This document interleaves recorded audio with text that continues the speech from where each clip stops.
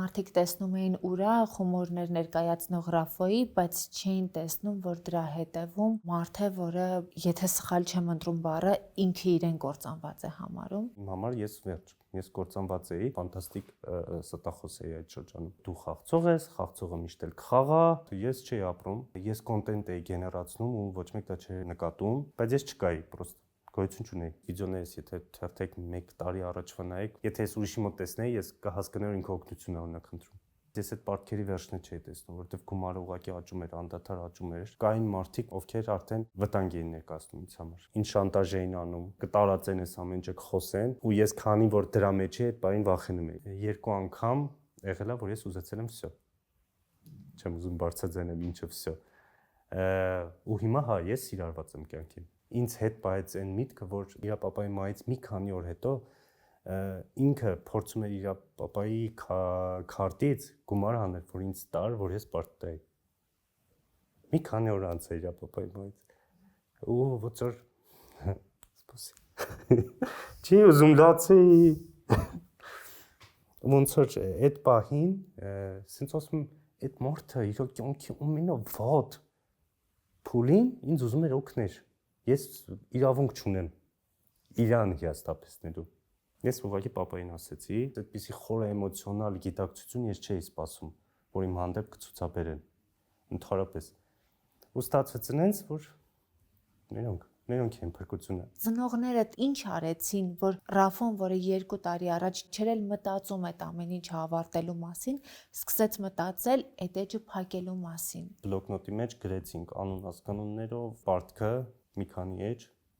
այսպես պապան վարորդս էր իմ ու ոնց որ ինձ տանում էր բոլոր նկարման այդ վայրերը, որտեղ մենք այդ գովազդները նկարում էինք, ես վերցնում էի շատ մատչելի գովազդներ, 100,000-ով, չգիտեմ, ավելի մատչելի եւ այլն, այնքան էական չէր այդ ժամանակ, այդ սենց ասեմ, դա այդ ժամանակ մատչելի չէր։ Այդ գովազդատուն մտածում է մատչելի է տվել, բայց չէ։ Ինքը շատ մեծ գումար է տվել ինձ ու ես հատ եմ շնորհակալ բոլորից։ Ես նաև հատ պետքա ներողություն խնդրեմ նրանց ու հիասթափեցրել եմ, որովհետև շատ նաև խնդիրներ եղավ գովազդատուների հետ։ Ուզում եմ ինձ նայող մարդը ինձ մեջ տեսնի իրեն, որ կընկնի մի հատ որ բանի մեջ դուրս էլ կգա, անսպասելի էր ու իմ համար, որ Ռաֆոն կարա ավտո քշի ու սալոնից առնի։ Վախ։ Սալոնից։ Հեշտությամբ կարողացար բաց թողնել հարաբերությունները։ Ինձ մինուսների վրա կենտրոնացրեցի, լայվ խակ։ Մինուսները այնքան շատ էր, ասի, վայ, ինձ պետք է։ Հաղորդման գործընկերներն են Լուսին օրգանիկ սմաշկի բնական խնամքը, իմպլանտում ստոմատոլոգիական եւ կոսմետոլոգիական կլինիկան։ Դու ինչի մաս։ Լայֆրումում այսօր Հայդ Ալեկն է, Ռաֆոն, ողջույն Ռաֆո։ Ողջույն։ Ես չգիտեմ, երբևէ ասել ես ինչու Հայդ Ալեք։ Իրականում զուտ շատ հայտնի բրիտանական սերիալից կերպարա, որը ես փոքր ժամանակվանից սիրում եմ ու ոնց որ դրված է արդեն դա ինձ նիկնեմ, երբ որ գրանցվեցի, այդպես մնաց, վերջ։ Իսկ լոգիկա։ Հայտնի Ռաֆոն, հայտնին մի ժամանակ երազանք էր, որ այսօր արդեն իրականություն է, թե այդպես հումորային մոտեցում էր։ Հումորային մոտեցում էր, բայց նաև մանիֆեստ էր, որ դառնամ հայտնի։ Այսինքն ես ի սկզբանե, երբ որ բլոգը սկսեցի, ձևացնում էի, որ ես հայտնի եմ։ Ինչու էր ձևացնում, որ հայտնի ես։ Լավ իմաստով դա, այսինքն մարդկանց դա մարքեթինգային էր։ Դա ազդակ էր, որ մարդիկ մտածեն ես հայտնի եմ։ Այսինքն իմ նպատակը հայտնի դառնալն էր, դա էլ քայլերից մեկն էր։ Հայտնիությունը, երբ որ իմիտացիա էր անում, շատ նուրբ կետ կա, որ հանկարծ ծիծաղելի չդառնաս, դու որպես մարդ ծիծաղելի չդառնաս, ոչ թե իրավիճակը, որը ներկայացնում ես։ Ես այդպես չի անում, օրինակ չէի գնում խանութներում կամ ինչ-որտեղ ձևացնում, որ ես հայտնի եմ։ Դա հումորային կոնտեքստի մեջ էր միայն հումորային կոնտեքստի մեջ էր, այսինքն ի սկզբանե դրված էր, որ հայտնի Ռաֆոն դա առանձին մի հատ կերպար է։ Հայտնի Ռաֆոն, վերջ։ Այսինքն ինքը դուրս չէր գալ, ինքը դրսում հայտնի չէր։ Բլոգինգը ինքնաբերաբար մտավ քո կյանք, թե դու նպատակադրված ճանապարհ սկսեցիր։ Նպատակադրված ճանապարհ սկսեցի, առաջին նպատակը դա եղել է ուղղակի հայտնիությունը, հետո մոտավոր մի քանի ամիս հետո հասկացա, որ դա նաև կարա լինի ֆինանս։ Ինչու էր ձգտում հայտնի դառնալ։ Երազանք էր, փոքրուց իրականում հիմա 30 տարեկան Ռաֆոն ամոթ է, որ տենց ասի, բայց Հաննա Մոնտանա սերիալն էի սիրում, որտեղ հայտնի աղջկա մասին կյանք էր։ Ու այդպես ուզում եի այդ նույն կյանքը ես էլ ունենայի, որ ցերեկը սովորական մարդ է, իր երեկոյան sense հայտնի ինչ-որ մեկն է, այդ սերիալի սյուժեն էր, ես էլ ուզում եի ոնց որ երկու կերպար ունենայի։ Ուղղակի Ռաֆով աշխատում եմ մոլում եւ հայտնի բլոգեր։ Հայտնիությունը ենթադրում է կյանքի որոշակի կենսակերպ, այսինքն համենայն դեպս մարդիկ այդպես են պատկերացնում, բայց շատ հաճախ դա կենսակերպի փոփոխության չի բերում։ Իրականում քո կենսակերպը փոխվեց, թե ոչ։ Սկզբի տարիներին չի բերում, այսինքն կարար բերեր, ես կարայի դառնայի այնպիսի կերպար, ով միշտ գնում է ինչ-որ բացումների, կինոպրեմիերաների, չգիտեմ, այսինքն այդ հայտնիության ամբողջ այդ ծավալը վայել էի, բայց ես այդպես չէի ուզում։ Ես ուզում եմ շարունակեմ աշխատել իմ աշխատանքը, սովորական։ Ես մինչև դեռ 2 տարի առաջ ես աշխատում էի սովորական աշխատանք, մոլում, հետո մարքեթինգում եւ այլն եւ այլն։ Այդպես կենսակերպս փոխվեց արդեն հետո զուտ ֆինանսապես, այսինքն դա աուդիտորին չերը տեսնի։ Դա իմ կյանքն է ուղղակի փոխվի, ես ավելի հարմար տանն եմ ապրել, ավելի լավ հագուստ եմ առել կամ եւ այլն, բայց դա չէր երևում էկրաններին։ Տես դու դիտել ես ֆիլմը եւ հայտնի մարդու կյանքի որոշակի պատկերացում ես ունեցել քեզ համար։ Այն կյանքը, որը որ ասոցացնում են հայտնի մարդկանց հետ, դա ժամանակի հետ հասկացար, որ չես էլ ուզում ունենալ, թե դրան դեռ հասնելու ես։ Դրան չեմ հասնի, հաստատ չեմ հասնի, ոչ թե չեմ հասնի, որովհետեւ այդքան չեմ աշխատել, այլ ես չեմ ուզում դրան հասնեմ։ Իմ նպատակը այն էր, որ ինձ ու իմ նման մարդկանց, այսինքն ուղակի մարդկանց ցույց տամ այդ աշխարհը։ Որ նայեք ներսից ինչ հավես է։ Նայեք ինչ են անում։ Զուտ, միշտ կոնտեքստը դա է եղել։ Okay, գնում եմ կինոպրեմիերայի, ցույց տամ մնացածի ստորիներում sense ռուսերեն ասած սլիզնի բանակ նկարա, պատկերա, բայց ես ցույց եի տալի այն մյուս կողմը, որ ֆուրշետից ենք օգտվում, նայեք ինչ կայֆոտ ֆուրշետա դրված եւ այլն, այսինքն այդ կողմը եւս տեսնեն իմ շնորհիվ։ Այսինքն ոնց որ կոպիտ ասած ես նրանց ինտերնետ ընկերն էի, ով հայտնի է դարել ու մեզ ցույց կտա թե էկրանի այն կողմում ինչ է կատարվում։ Իսկ էկրանի այն կողմում հայտնվելուց հետո ավելի շատ ոգևորություն ապրեցիր, թե հիասթափություն։ Սկզբից ոգևորություն էր, մինչև այն պահ, երբ որ արդեն իրականությունը տեսնում ես։ Ինչ իրականություն։ Դու էլ ես ինձ թվում է այս ոլորտից ու հասկանում ես, որ մեծ մասը կեղծավոր են։ Դա ես իմ վրա եմ զգացել, հիմա չեմ ասում դու էլ ես զգացել։ Ես իմ վրա զգացել եմ կեղծավորությունը մեծ մասի, իրանց էլ չեմ մեղադրում, դա նաև գալիս է նրանից, որ հասարակությունը ինչ որ բան է պահանջում, իսկ նրանք ստիպված են դա անել, ու ավտոմատ նրանք սեփական եսը կորցնում են ու դառնում են ավելի ուրիշ մարդիկ, կեղծ։ Ինչպես է դրսևորվում այդ կեղծավորությունը։ Կեղծ ժպիտներ, կեղծ բարեհամբույր պահվածք։ Տես, օրինակ կարելի է բարեհամբույր լինել, որովհետև դու պարտավոր ես բարեհամբույր լինել մարդկանց հետ, որևէ մեկին ոչինչ չպարտադրել, որևէ մեկի վրա մունատ չգա։ Դա ոչ թե ենթադրում է, որ դու կեղծ ես, այլ եթե ենթադրենք ես քեզ տեսնում եմ, ես իրավունք չունեմ քեզ վրա մունատ գալու։ Արդյոք եթե ես քեզ տեսնում եմ եւ ժպտում եմ, դա կեղծավորություն է դառնում։ Կեղծավորություն չի դառնում, կեղծավորություն է դառնում այն ժամանակ, երբ որ դու այդ ժպտալու բարեհամբույր լինելը նկարում ես, բայց հետո դրսում ուղակի ոչ ֆորմալ վիճակում տեսնելուց ինձ չես բարևի նույնիսկ։ Բայց մի բան ասեմ, ամենայն անկեղծությամբ ասեմ, մի բան կա, որը ինձ ապշեցնում է բլոգոլորտում, ինձ թվում է դու նկատած կլինես, որ ես շատ լավ եմ վերաբերվում բլոգերներին, շատ բլոգերների հրավիրել եմ ինձ մոտ հարցազրույցի կամ բլոգերներ, որոնց չեմ հրավիրել պատրաստվում եմ հրավիրել կամ չեմ հրավիրել, չեմ էլ պատրաստվում հրավիրել, բայց բլոգոլորտում ես նկատել եմ մի բան, որը շոու բիզնեսում երբեք չեմ նկատել, այդ բարև չտալու սովորույթն է, որովհետև օրինակ, երբ շոու բիզնեսից ինչ-որ մեկի հանդիպում ենք, մենք նույնիսկ իրար չենք էլ ճանաչում, բայց էկրանից մարդը ինձ գիտի, ես իրեն գիտեմ, մենք իրար բարևում ենք։ Բլոգերներին հանդիպում ես, նայում են դեմքիդ եւ բարև չեն տալիս։ Արդյոք ես նաեւ հակառակ կողմից չի գալիս այս խնդիրը։ Որոշ չափի քեզ հետ համաձայն եմ, որովհետեւ ես ինքս առաջնորդվում եմ հենց այդ մտածելակերպով, որ եթե ես իրան գիտեմ որպես բլոգեր, ես կարող եմ դուրսը բարևել իրեն։ Իսկ ես միշտ բարևողն եմ։ Ես միշտ եմ պոզիտիվն եմ, որ կգնամ կբարևեմ, որտեղ մտածում եմ նույն ոլորտից ենք ու իրար գիտենք։ Իրականում ընդհանուր սֆերայից էի խոսում, անկախ շոու բիզնեսից է թե բլոգերից։ Այդ կեղծավորությունը երկու սֆերայում էլ ես նկատել եմ, որովհետև առնչություն ունեցել եմ երկուսի հետ էլ ու այո, օրինակ նույն ինքը էլի շատ եմ օրինակ բերում կինոպրեմիերաները, այդ ընթացքում համ շոու բիզնեսից մարդ կա, համ բլոգերներից մարդ կա ու այդ երկուսն էլ նկատվում է միանգամից։ Երկու ոլորտներում էլ կա ու հակամարտությունը արդեն այն մակարդակի է հասել, որ ինչ որ արհեստական հակամարտություն է ստեղծվել, որը ուղղակի ուռել է արդեն, վերջ, ուռել է, հասել է այն մակարդակին, որ ստացվում է այնպես, որ իրար հետ չեն խոսացել ոլորտները ու իրար հակամարտում են ուղղակի։ Չգիտեմ, ես ուղղակի հենց այդ երկուս կողմերն նկատելով այդ կեղծավորությունը միշտ հիմա փորձում եմ ինձ հեռու պահել, բայց չեմ բոլորից, այո, այսինքն ինչ որ քո ասած բաբլն եմ ստեղծել, այդ փուչիկն եմ ստեղծել, կոմֆորտ զոնայի, որտեղ այդ նույն կոմֆորտ հայտնիներից էլ կան, բլոգերներից էլ կան, այդպես ինձ արդեն լավ է։ Բայց մենք խոսում ենք այն կետից, թե ոլորտում հայտնվելուց հետո ինչ հիասթափություններ ապրեցիր։ Դա միայն կեղծավորություններ, թե նաև ինչ որ առումով ինտեգրացիայի բարդություններ եղավ։ Նախ մենակ իմ մասով կասեմ, սկզբից, երբ որ ես հայտնի դառա ու գնում էի ինչ որ միջոցառումների, ես նկատում էի այսպիսի հայացքներ, որ այս սովա եկել է այստեղ։ Ցերեկը ինձ տեսել են մոլում շոր իրանց տալուց, երեկոյան ես իրանց հետ ինչ որ միջոցառման եմ։ Ու այդ հայացքը նկատվում էր։ Դա կարա նաև լինի իմ ինքնագնահատականի խնդիրը, որ ես այդ հայացքը վերագրում եմ դրան։ Բայց դա շատ էր արդեն լինում, էլի։ Հիասթափությունս հենց այդ էր, որ բաց չէին։ Մարդիկ բաց չէին նոր մարդկանց վերցնելու, որովհետև բլոգինգը Հայաստանում սկսել ընդամենը մի 4-5 տարի առաջ։ Երբ որ Reel բաժինը հայտնվեց Instagram-ում 5 տարի առաջ 19-20 թվին TikTok-ն հայտնվեց։ Մինչև այդ վիդեո բլոգինգ կար, բայց YouTube-ում էր ու այդ իրոքից բլոգինգ էր։ Բայց արդեն երբ որ Reel ֆորմատ ավելի հեշտացրեց ու միանգամից մի քանի հոգի այսպես հայտնվեցին, այդ դժվար էր ընդունել արդեն իսկ մարդկանց, ովքեր նորեն կանգնած էին այդ սֆերայում։ Մրցակցություն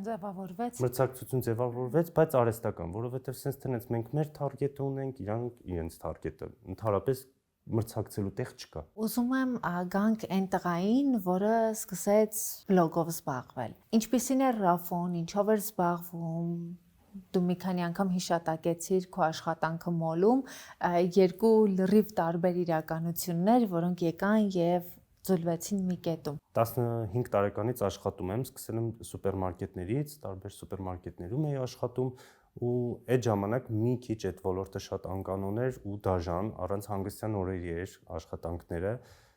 այսինքն ես օրինակ սուպերմարկետում եմ աշխատել, որտեղ 1 տարի ես ազատոր չեմ ունեցել։ 1 տարի ուղիղ ազատոր չեմ ունեցել։ Մենք գրաֆիկով էինք աշխատում ու նույնիսկ այնպեսի այս չեմ ինչ որ տխուր պատմություն չի էլի, զուտ այդ ժամանակ օքեյ էր նույնիսկ։ Ու մեզ նույնիսկ թույլ չէին տալի, մենք երկու հերթափոխով աշխատող աշխատակիցներ էինք ու մեզ նույնիսկ չէին թույլ տալիս, որ օրինակ ինչ որ մեկը ամբողջ օր գա, մյուսը օրինակ ազատ մնա այդ օրը։ Նույնիսկ այդ թույլ չէին տալիս։ Սենց անիմաստ ինչ որ լարվածություն կար ու ես 15 տարեկանից աշխատել եմ մինչև 27 տարեկան համարյա։ Այսինքն այդքան տարի ես անդադար միայն ու միայն աշխատել եմ։ Հետո հանգստյան օրերով շաբաթը մի օրով, բայց ես անդադար աշխատել եմ։ Ու հենց այդ էլ ինձ ոգևորել էր, որ ես ստեղծեմ այնպիսի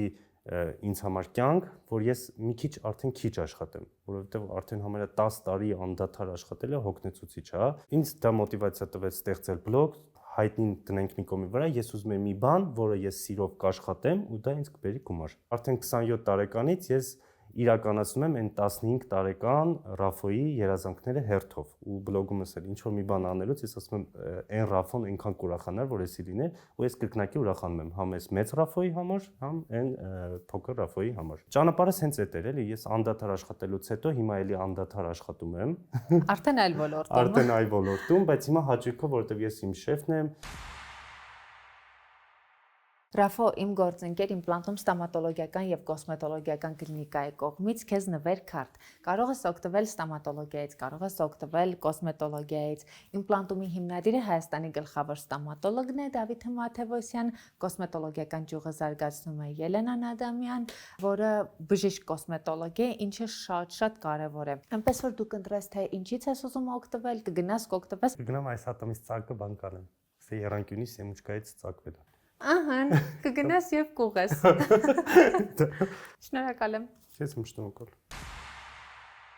Ատամնաշարի ուղղման նորարարական միջոցն արդեն Հայաստանում է, ու սա ինձ շատ է հետաքրքրում, քանի որ մի ամբողջ կյանք վախեցել եմ բրեկետներից, բայց այս տարբերակից օգտվելու եմ։ Հիմա եւ ինձ համար կոնսուլտացիա ենք անելու եւ ձեզ համար կարեւոր հարցերի պատասխաններ ենք ստանալու իմպլանտումի հիմնադիր Հայաստանի գլխավոր ստոմատոլոգ Դավիթ Մաթեոսյանից։ Ողջույն Դավիթ։ Ողջույն Ամալիա։ Էլայներները ատամնաշարի ուղղման նորարարական մեթոդ են, որը նաեւ պակաս տրավմատիկ է։ Ինչ առավելություններ ունի ատամնաշարի ուղղման այս տարբերակը։ Էլայներները հնարավորություն են տալիս ատամնաշարը ուղղել թափանցիկ կապաների միջոցով։ Մենք խուսափում ենք բրեկետների կրումից, որը որ ինչպես գիտենք շատ դեպքերում էսթետիկ առումով անհարմարություն է պատճառում։ Նմանատիպ թափանցիկ կապաներ առաջարկում են մի շարք ընկերություններ, բայց այն առաջին անգամ առաջարկվել է ամերիկյան Invisalign ընկերության կողմից եւ լավագույն հնարավորությունը եւ պլանները եւ արդյունքը հնարավոր է ստանալ Invisalign էլայներների միջոցով, որը հիմա Հայաստանում, ինչպես նաեւ Մոսկվայում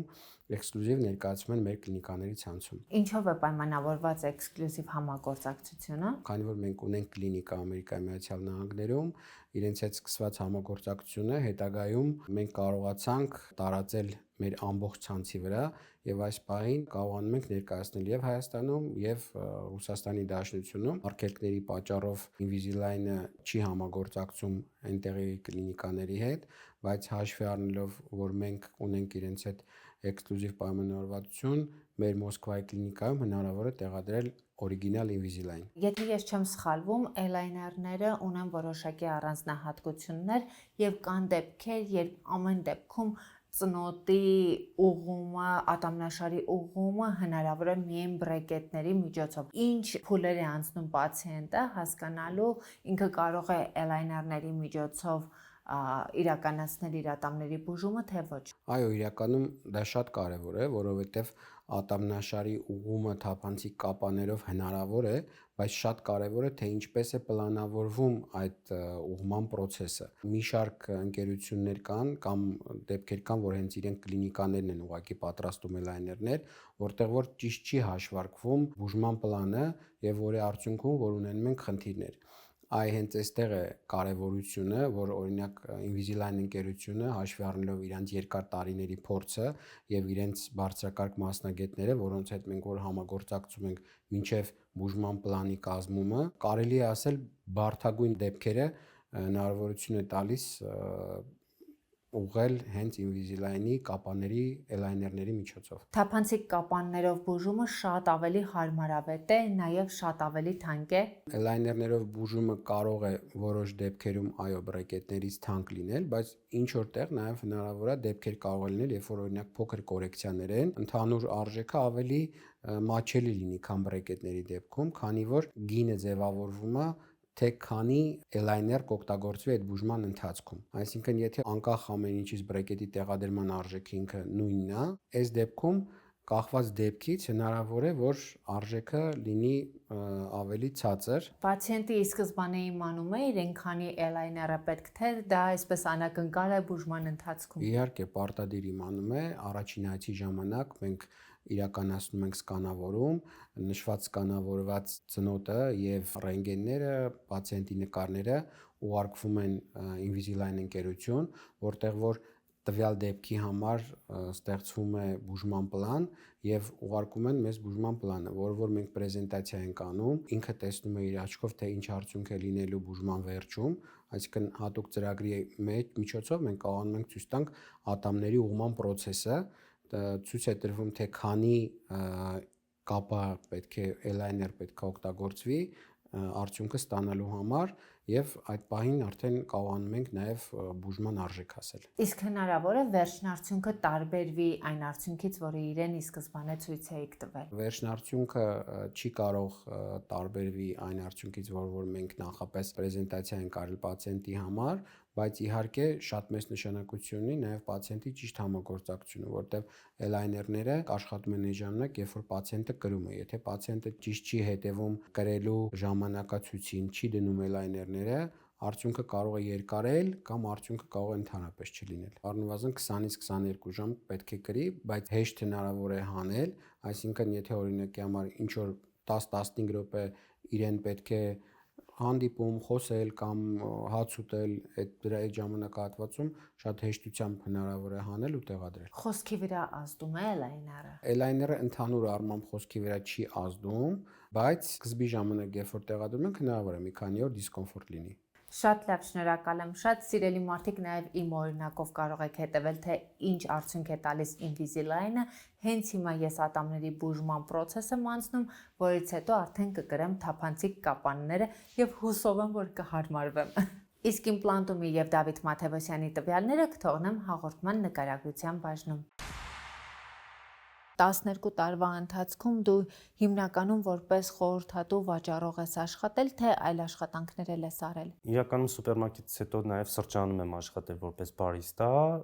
հետո նոր մոլ եմ գնացել ու մոլում է այդ նույն սրճարանը նաև մոլում մասուն էր այդ ժամանակ ու ոնց որ այնպես ստացվեց, որ այնտեղ գնացի, հետո ավելի լավ աշխատանք գտա ու մտա ավելի միջազգային բրենդի խանութ։ Ու հա, անձնային աճ ունեցա ու նաև գործնական աճ ունեցա,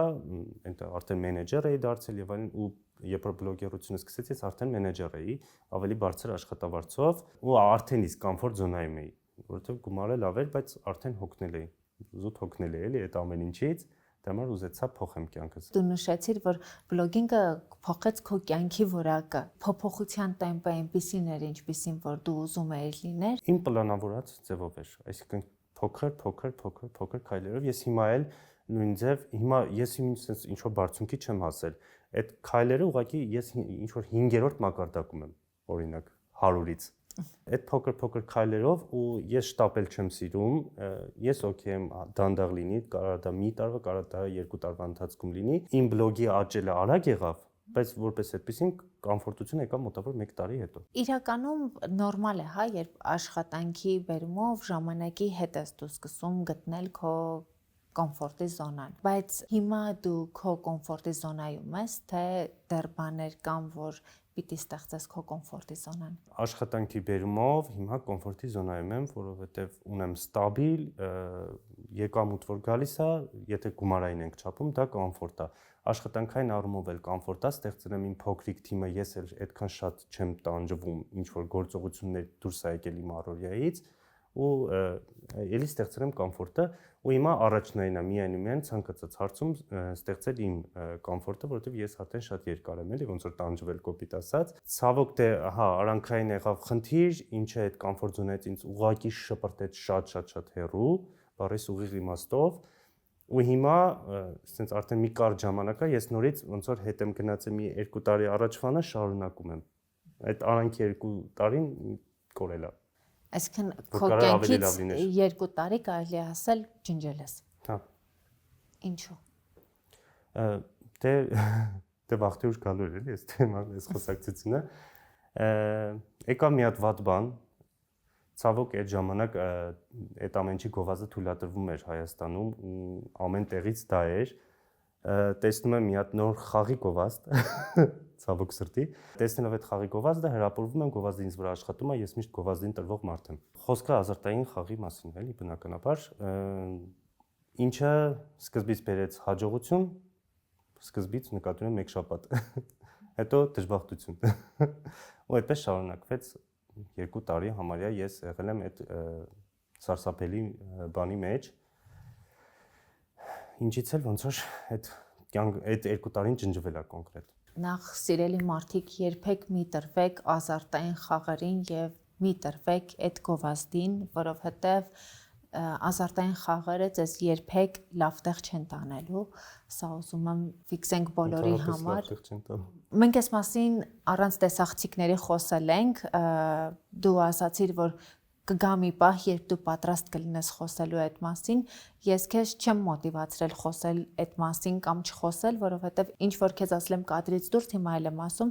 դա բացառապես քո ընտրությունն է, քո կյանքի որևէ դրվագ լուսաբանել կամ չլուսաբանել եւ ես քեզ ժամանակ առաջ էլ ասել եմ, որ կխոսես այն ժամանակ, երբ կցանկանաս կամ չես խոսի առհասարակ։ Քանի որ դու որոշեցիր խոսել այդ մասին, կարծում եմ, որ լավ օրինակ կլինի մարդկանց համար, նաեւ այն տեսանկյունից, որ դու կարողացար հաղթահարելու քո կյանքի այդ շատ բարդ շրջանը, որովհետեւ ցավոք սրտի, երբ մարդիկ ներգրավում են նման խնդիրների մեջ, ոչ բոլորն են կարողանում դուրս գալ այդտեղից եւ ինչ որ առումով վերաբերմունք էլ է ձևավորվում շատերի մոտ, որ միևնույն է միշտ կվերադառնա այդ կետին։ Այ դու ինչպես կարողացար քո մեջ ուժ գտնել եւ վերջ դնել այդ ամեն ինչին, որովհետեւ շատ շատերը գիտակցաբար հասկանում են, որ պետք է վերջ դնել, բայց սովորության ուժը թույլ չի տալիս իրենց քայլ անել։ Քանի որ չեմ ուզում այնպես ստացվի, որ իմ խորհուրդները ընկալվի այն ճիշտ օրինակը, որ պետքա այդպես արվի, ցավոք սրտի ազդակներ են լինում, որից որ դու հասկանում ես, որ արդեն ժամանակն է, որ պետքա ստոպ տաս, այդ ազդակները շատ են լինում, բայց դու մոտավոր այդպես մի 10-րդից հետո ես արդեն հասկանում ու երբ որ արդեն հասկանում ես, որ դժբախտություն է սա լինելու քո կյանքում, այդ ժամանակ նոր այդ ամենագլխավոր ազդակն է լինում։ Ցավոք, հա, ես գիտակցում էի, բայց ես չէի կարողանում այդ ամեն ինչից դուրս գալու։ Ես ամեն բան էի անում այդ ամեն ինչից դուրս գալու համար, բայց չի ստացվել։ Ես ուղիղ կասեմ, չէր ստացվում ընդհանրապես։ Ես անդադ ստում էի, ասում էի, այս վերջն է, ու ես ուզում եմ ուղղակի սենց ասեմ, նաև ընկերներն ու հարազատներն են շատ կարևոր, ու երբ որ քո ընկերներն ու հարազատները դա չեն հասկանում, որ դա խնդիր է, ու իրանց համար դու մարդ ես, ով վատ բան է անում, այսինքն իրանք չեն հասկանում, որ դու վատ բանի մեջ ես, այլ դու անում ես վատ բանը, այսինքն ավտոմատ դա ինձ ասարկում վատ մարդ։ Ու իմ ընկերներն ու այդ ժամանակ էլ հարազատներ չգիտեն, ընկերներս դա չէին հասկանում, ու ես իրանց համար ուղղակի վատ մարդ եմ, ով վատ բան է անում ինքնակամ։ Ու այդ ավելի էր ծանրացնում այդ ամեն ինչը։ Ես համ հոգեբանորեն արդեն վատ վիճակում էի, հարվածների տակ էի, անդադ իմ շրջապատից, իմ ընկերներից, բարես ու իմաստով դու խաղացող ես, խաղացողը միշտ էլ կխաղա, այդ մեկնաբանություններով իմ ամենամոտ հարազատ մարդը նույնիսկ չէր հավատում ինձ ուղղակի, ասում էր դու միշտ էլ մինչև կյանքիդ վերջել հա խաղալու ես, վերջ խաղացողը խաղում է, խմողը խմում է, չգիտեմ, թմրանյութեր օգտագործողը միշտ էլ թմրանյութեր օգտագործում է։ Բայց ինքս հայտնվելով դրա մեջ, ես հասկացա, որ չէ, այդպես չի։ Դա ընտրություն չի, դա հիվանդություն է, դա մոլուցք է, իզուր չի որ մոլուցք է կոչվում, որից ազատվել հնարավոր է։ Օրինակները շատ են։ Ես ինձ դեռևս չեմ ուզում օրինակ որ համարեն, որովհետև դա ինչ որ շատ մեծ ժամանակ պետք է անցնի ըստ իս, որ ես հասկանամ, որ լիարժեք ամեն ինչ ավարտվել է։ Ինձ համար հասկանամ։ Հիմա ավարտել ես ամենը։ Ավարտվել է, բայց ես էլ ինձ վրա վստահ չեմ։ Ես հիմա ինձ չեմ հավատում։ Դա այդպես է, ինչ չգիտեմ։ Այսինքն դու քո ինքնավստահությունն ես կորցրել, ինչով է պայմանավորված, որ դու քո հանդեպ հավատդ կորցրել ես, որովհետև իրականում դու կարողացել ես քո մեջ ուժ գտնել, եւ ես ուզում եմ, որ դու կենտրոնանաս քո այդ ուժեղ կողմի վրա, որ դու կարողացել ես այդ ամեն ինչից դուրս գալ։ Այսինքն այնպես չի, որ դու հիմա դեռ դրա մեջ ես, չէ՞։ Ես կենտրոնացած եմ ուժեղ կողմի վրա, բայց ցավոք այն տոկոսը, որը թույլ է, այդ թույլի վրա էլ ամեն ինչն է ազդում, հենց այդ թույլն է գլխավորում ցավոք սրտի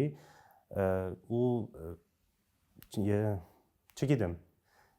ես ուզում եմ անցնի X ժամանակ, որ ես արդեն հստակ ինձ համար հասկանամ, որ դա վсё է։ Հիմա որքան ժամանակ է անցել։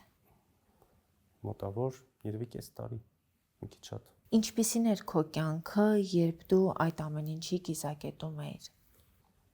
Վատ, ես չէի ապրում որպես մարդ, ես չկայի, ես կոնտենտ էի գեներացնում ու ոչ մեկ դա չէր նկատում, բայց ես չկայի, պրոստ գոյություն չունեի։ Այսինքն մարդիկ տեսնում էին ուրախ հումորներ ներկայացնող Ռաֆոյի, բայց չէին տեսնում, որ դրա հետևում մարդ է, որը իրեն, եթե սխալ չեմ ընտրում բառը, ինքը իրեն կործանված է համարում։ Ես չէի տեսնում լույս, չկար դրական վերջ, չկար այն միտքը, որ հեսա ինչ-որ մի պահի դա ավարտվում է ու իմ համար ես վերջ, ես կործանված էի, ես ուղղակի սպասում էի ինչ-որ հարմար առիթի, որ ինչ-որ մի բան պետքա վերջանա։ Բայց ինչ, չգիտեմ, ինչ-որ մի բան պետքա լինի, որ դա ստոպ լինի։ Ինչն էր, որ քեզ բերել էր այդ զգացողությանը, որ ամեն բան կործանվում է։ Մեծ պարտքերն էին, ինքդ քեզ հետ պայքարում պարտվելներ, երբ որ դու ուզում էիր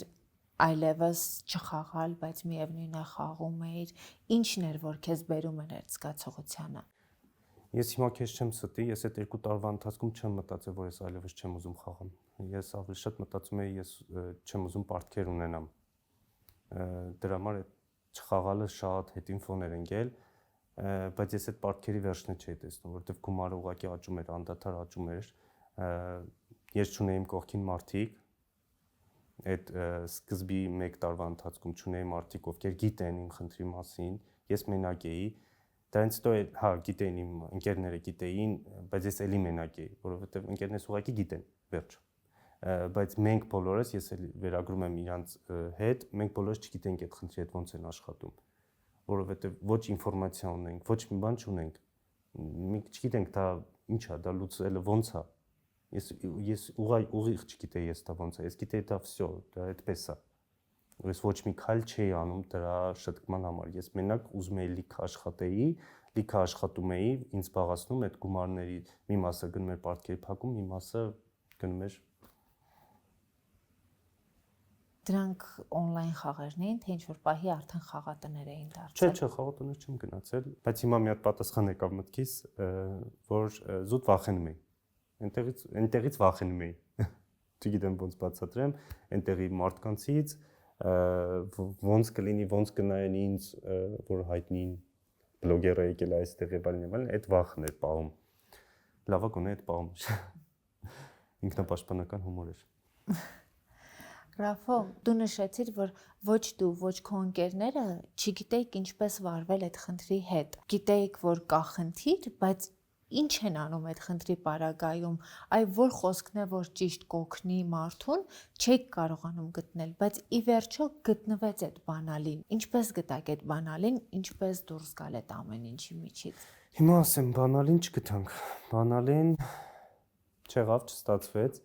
Ստացվեց զուտ այն, որ ինչ որ մի փուլ եկավ, այդ արդեն անցած տարվա կեսերն էր, որ քանի որ արդեն պարտքի գումարը շատ մեծ էր ու կային մարդիկ, ովքեր արդեն վտանգ էին ներկայացնում ինձ համար, որ ես պարտքեմ։ Այդ խնդիրը ավելի էր մեծանում, արդեն դա գումարի հարց չէր, դա արդեն ուղղակի այդ փուչիկը շատ էր մեծանում ու ինչ որ մի պահի պայթելու էր ու հասավ այնպիսի պահի, որ ինչ շանտաժ էին անում մի քանի հոգի նույն օրը նույնիսկ, որ կտարածեն այս ամեն ինչը, կխոսեն ու ես քանի որ դրա մեջ էի, այդ բանին վախենում էի։ Եթե հիմա ես չեմ վախենում, որ տարածվի, բայց այդ ժամանակ ես վախենում էի, որ կտարածվի, որովհետև ինչ կլինի, մերոնք կիմանան եւ այլն եւ այլն։ Ու ոնց որ մի շաբաթ եղավ, դա օգոստոս ամիսն էր։ Մի շաբաթ եղավ, որ եղավ շանտաժներ, եղավ սպառնալիքներ ու դրա ֆոնին նաև ժամկետներ մոտիկացան, որ գումար պետք է տայի ու այդ ամեն ինչը սենց կուտակվեց, հավաքվեց ու այնպես ստացվեց, որ ես ուղղակի պապային ասեցի, մերոնց ասեցի ու այնպես չի մերոնք այդ բանից միլիոնատեր էին կարային այդ հարցը լուծեին, բայց ինձ պետք էր մեջք, որ ես կարողանամ հասկանամ ոնց այդ ամեն ինչը դասավորեմ ու ոնց որ մերոնց ասեցի խնդրի լուծումը հենց այդ էր, որ կյանքից գլխավոր մարդիկ իմացան ու մենք կարողացանք դա դասավորենք այնպես, որ ես այդ խնդիրը լուծեմ։ Այսինքն իմ վախեն էր, որ մարդիկ կիմանան, իմ պապան ու մաման ոնց որ կարողացան իմ հետ խոսան, ես չգիտեմ ոնց իրանք կարողացան դա, ես իրանցից չէի սպասում, ոնց կարողացան ինձ հասկացնեն, որ թքած թե մարդիկ ինչ կխոսան։ Մենք հիմա մեր ընտանիքը պետքա լուծի այդ խնդիրը։ Ով ուզում է, ինչ ուզում է, թող խոսա։ Ու ոնց որ իմ համար շոկային էր այն, որ մերոնցից շատ անսպասելի էր դա։ Ոնց ասել, մերոնք շատ sense հասարակ երկու մարդ են, որոնցից ումոնցից այդպիսի խորը, սա վատ առումով չեմ ասում, բայց այդպիսի խորը էմոցիոնալ գիտակցություն ես չէի սպասում, որ իմ հանդեպ կցուցաբերեն ընդհանրապես։ Ու ստացվեց այնց, որ մերոնք են փրկությունը։ Չկար բանալին եւ իրանք են։ Բանալին երևի թե կողքի ճիշտ մարդիկ ունենալը եւ ճիշտ աջակցություն ստանալն էր։ Ընկերները քեզ վերաբերվում էին, որ դու այս ամեն ինչի միջից դուրս չես գա։ Գուցե իրենց տեսանկյունից փորձում էին սթափեցնող արտահայտություններ անել, որպեսզի դու սթափվես, բայց դա քեզ ավելի էր ընկճում։ Ծնողները ասացին թքած թե ով ինչ կմտածի, բայց այդ պահին առանց զայրույթի, առանց հավելյալ էմոցիաների ինչ արեցին, որ Ռաֆոն, որը 2 տարի առաջ չէր էլ մտածում այդ ամեն ինչը ավարտելու մասին, սկսեց մտածել այդ էջը փակելու մասին։ Հարցի սկզբի մասը, որպեսզի այնպես չստացվի, սաղ ընկերներս այդպես էին մտածում, չէ, մի քանի ընկերներ էին, որ իրանց համար խաղացողը հայել խաղալու է, հենց այդպես նախատեսություն էր հնչում։ Բայց դա սթափեցնելու համար էր, թե քեզ հենց այդպես վերաբերվում էին, որովհետև երբեմն քեզ սիրող մարդիկ կարող է տարբեր ճանապարհներ փնտրեն քեզ ուղղակի սթափեցնելու համար։ Դա անգիտակցաբար ասված միտքեր, մարդ ով ինքն էլ է հիմա իմ հետ այդ խնդրի մեջ, այսինքն ոչ թե ինքն էլ է խաղում, այլ ինքն էլ անգել այդ առօրյայի մեջ ինձ հետ հավասար ու ինքը չի հասկանում ինչ պետքա լինի, ինչ պետքա ասի, դա անգիտակցաբար ասված խոսքեր էին, որը բնականաբար հիմա ես չեմ մեղադրում, այլևս չեմ մեղադրում, որովհետև մենք ոչ մեկը չգիտենք այդ խնդրի լուծումը ոնց է ու մեղադրելու չի։ Ես այդ բանը մեղադրել եմ, վիճել եմ, կապս կտրել եմ, բայց հիմա ոնց որ չեմ մեղադրում էլ այլևս էլի։ Ու դա խոսացել եմ, անցել գնացել է։ Մի քանի ընկերներ կային, որ ինձ հետ էին, ես իրանց խնդրել եմ, որ մերոնց չասեին, բայց իրանք ամեն բան անում էին ինձ օգնելու համար, չգիտեմ, օրինակ վերահսկեն հեռախոս, չինոմ եւ այլն, փորձում էին, բայց բնականաբար չէ ստացվում, որովհետեւ ֆանտաստիկ ստախոս էի այդ շրջանում։ Ինչ քայլեր արեցին մերոնք, հետս խոսելներ առաջնահերթ, որ այսինքն մտքերս դասավորել, որովհետեւ գլխումս ուղղակի ամեն բան խառնված էր իրար։ Դասավորել, միասին նստենք, դասավորենք։ Հա, մենք չունենք այդ գումարը, որ այս բանը այդ պարտքերը տանք, բայց դրանով ոչ մի բան չի վերջանում։ Մենք պետք է իմանալ նստենք ու հասկանանք ինչ է կատարվելու, ինչ ենք անելու։ Սկզբից ինձ հետ խոսալներ, երկրորդ մասը, որ ուղղակի նստեցինք ու բլոկնոտի մեջ գրեցինք անուն հասկանուններով, չգիտեմ, ամեն ինչով պարտքը մի քանի էջ, այսպես։ Ու երրորդ փուլը հերթով բոլորի հետ խոսալն է։ Ում հետ կարող եմ ես, ում հետ արդեն կարող է պապաս խոսալ, որովհետև ինչ որ բաներ անցել արդեն, որ անհնար էր էլի, նաև եղբայրս։ Ոնց որ երրորդ փուլը դա խոսալու փուլն էր, իսկ չորրորդ փուլը հերթով արդեն այդ բլոկնոտով ժամկետներ, որ ասվել էր, հերթով դա աշխատել ու անել։ Ինչը սենց կասեմ, այդ շրջանում սենց էր, պապան վարորդս էր իմ ու ոնց որ ինձ տանում էր բոլոր նկարման այդ վայրերը, որտեղ մենք այդ գովազդները նկարում էինք, ես վերցնում էի շատ մատչելի գովազդներ, 100,000-ով, չգիտեմ, ավելի մատչելի եւ այլն, էական չէր այդ ժամանակ, այդ սենց ասեմ, դա այդ ժամանակ մատչելի չէր։ Այդ գովազդատուն մտածում է մատչելի է տվել, բայց չէ, ինքը շատ մեծ գումար է տվել ինձ, ու ես հատ եմ շնորհակալ բոլորից։ Ես նաև հատ պետքա ներողություն խնդրեմ նրանց ու հիասթափեցրել եմ, որովհետև շատ նաև խնդիրներ եղավ գովազդատուների հետ, ցավոք սրտի, բայց դե ոչ մեկին մեղադրելու չի, երբեք ոչ մեկի չեմ մեղադրելու։ Ու այդպես հերթով օգոստոսի 14-ից, օգոստոսի 14-ից սկսած ամեն օր առավոտյան այդպես 9-ից մինչև երեկոյան այդպես մոտավոր 10-11 ես ու պապան եղել են գովազդներ նկարելով, ամեն ինչով, որպեսզի ոնց որ գումարը աշխատենք։ Հիմա այդ բոլոր պարտքերը մարել ես արդեն։ Այո, նույնիսկ չինեմ դե վարկեր ունենք վերցրած, դրանք ենք զրոյացրել։ Մի երկու հարազատի գումար մնացել, որ իրանք գիտեն ու օքեյ է, որ ես դա ոնց որ հիմա մի քիչ հանգստանամ։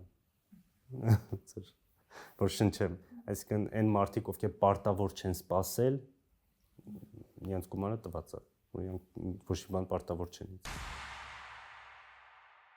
Ռաֆո, խնամքի միջոցներից օգտվում ես։ Այո։ Այդ շատ կարևոր է ոչ միայն կանանց, այլև տղամարդկանց համար, ես չգիտեմ ինչու են մարդիկ որոշել, որ միայն կանայք պիտի խնամեն իրենց, տղամարդիկ եւս սիրելի մարդիկ պիտի խնամեն իրենց։ Բայց չէ։ Շատ սխալ տղամարդ օրինակ էի։ Տղաներ ասա էլի։ Տակը գնան սանի տղամարդ։ Ռաֆո, իսմալի։ Որ պայի կբոմբեր, բայց չեմ պայի։ Բայ, ինձ օքեյ։ Հաղորդման մեջ կարամ սպիտակով թողեմ։ Որ ասում ես ասա տղաները ոչ տղա։ Ահա։ Ես միշտ ինչ ասում եմ, օքեյ որ մնա։ Հա։ Հա։ Քան որ ծիծաղել կան կդնեմ։ Իմ հաղորդման գործընկեր Լուսին օրգանիքսի կողմից նվեր ունես։ Այստեղ նուրբ շերտազատող սկրաբ է, ավոկադոյի մրգի փոշուց եւ խաղողի կորիզներից։ Էսի դեմքի է, չէ՞։ Այո։ Բայց ինչու այդ դեմքի արտահայտությամբ։ Կարդում էի, չէ՞։ Դեն այդ ճիշտ ես ասում թե չէ։ Avocado and grape seed powder։ Հա, ճիշտ ես ասել։ Հիմա ասեմ կարող ես սայլ ստուգել։ Ամենանուրբ ձևով շերտազատում է մաշկը, խորը մաքրում է մաշկը, փոքրացնում է ծակոտիները, ինչպես նաև հեռացնում է մաշկի մահացած բջիջները։ Լուսին օրգանիքսը 100% բնական խնամքի միջոցներ է ներկայացնում եւ եւս մեկ անգամ փաստում է, որ առողջ մաշկը սկսվում է մաքուր մաշկից։ Հավանեցիր բույրը։ Շատ։ Երթուն ուտելու է։ Շատ անուշաբույր է։ Ես օգտագործում եմ իրականում եւ շատ գոհ եմ։ Ասենք նուտելա է։ Այնպես Բայց որ հայտնի է օգտագործող։ Այո։ Այսինքն ես կամ sense աղջիկի միջից լցեն եմ Լուսին օրգանիքսը։ Լուսին օրգանիքսը իրականում շատ մեծ պահանջարկ ունի Հայաստանում, արտադրվում է եւ Հայաստանում, եւ Միացյալ Նահանգներում, եւ նույն հումքից, եւ ստեղծման օրվանից ի վեր բավականին մեծ ճանաչելիություն եւ ամենակարևորը պահանջարկ է ձեռք բերել։ Իմիջիալից ես ինքս մի պրոդուկտից օգտվեցի, դարձա հավատարիմ օգտվող, այնպես որ բացի այն, որ ճանաչված է եւ մարդիկ հաճախ լսում են Լուսին օրգանիքսի մասին, շատ կարևոր է նաեւ, որ մեկ անգամ օգտագործելուց հետո վստահաբար շարունակում են մնալ իրենց հաճախորդը։ Շնորհակալ եմ շատ։ Այս հաղորդումից մի շաբաթ հետո story-ով կիսվեմ տպավորություններովս։ Շնորհակալություն։ Փոքրիկ քաղաքում խոսակցությունները շատ արագ են տարածվում ու գովազդատուների հետ կապված այդ քննարկումներն էլ, շատ արագ մեկը մյուսին ասում էր, սա մի քաղաք է, որտեղ բոլորը բոլորին ճանաչում են, գրեթե բոլորը արդեն գիտեին այդ խնդրի մասին, գովազդատուներ կային, որոնք չգիտեմ, տարբեր տեղեր ասում էին, որ նույնիսկ պարտքով գումար ես խնդրել եւ այլն, ու տես դու ինքդ քո մասին ասացիր ֆանտաստիկ ստախոս էի դարձել։ Կյանքի ինչ որ իրավիճակում դու կարող ես ձեռք բերել հատկանիշ, որը ուղղակի այդ իրավիճակում քեզ ելք է թվում, բայց հետո կարևոր է նաև այդ հատկանիշից ազատվելը, որովհետև օրինակ սուտ խոսելը երբեմն սովորություն է դառնում մարդկանց մոտ ու իրենք չեն էլ նկատում, երբեմն օրինակ ես զգում եմ, որ այս մարդը չի նկատում, որ ինքը ստում է։ Դու հետո ինչ որ ջանքեր գործադրեցիր, այդ հատկանիշը քեզ այդ կյանքի այս փուլ չբերելու համար։ Գիտակցաբար թե անգիտակցաբար եղավ, ես պարզապես ուղղակի էլ կարիք չունեի ստելու։ Այսինքն ես ստում եի նրա համար, որ մարդիկ չիմանան, որ ես դրա մեջ եմ։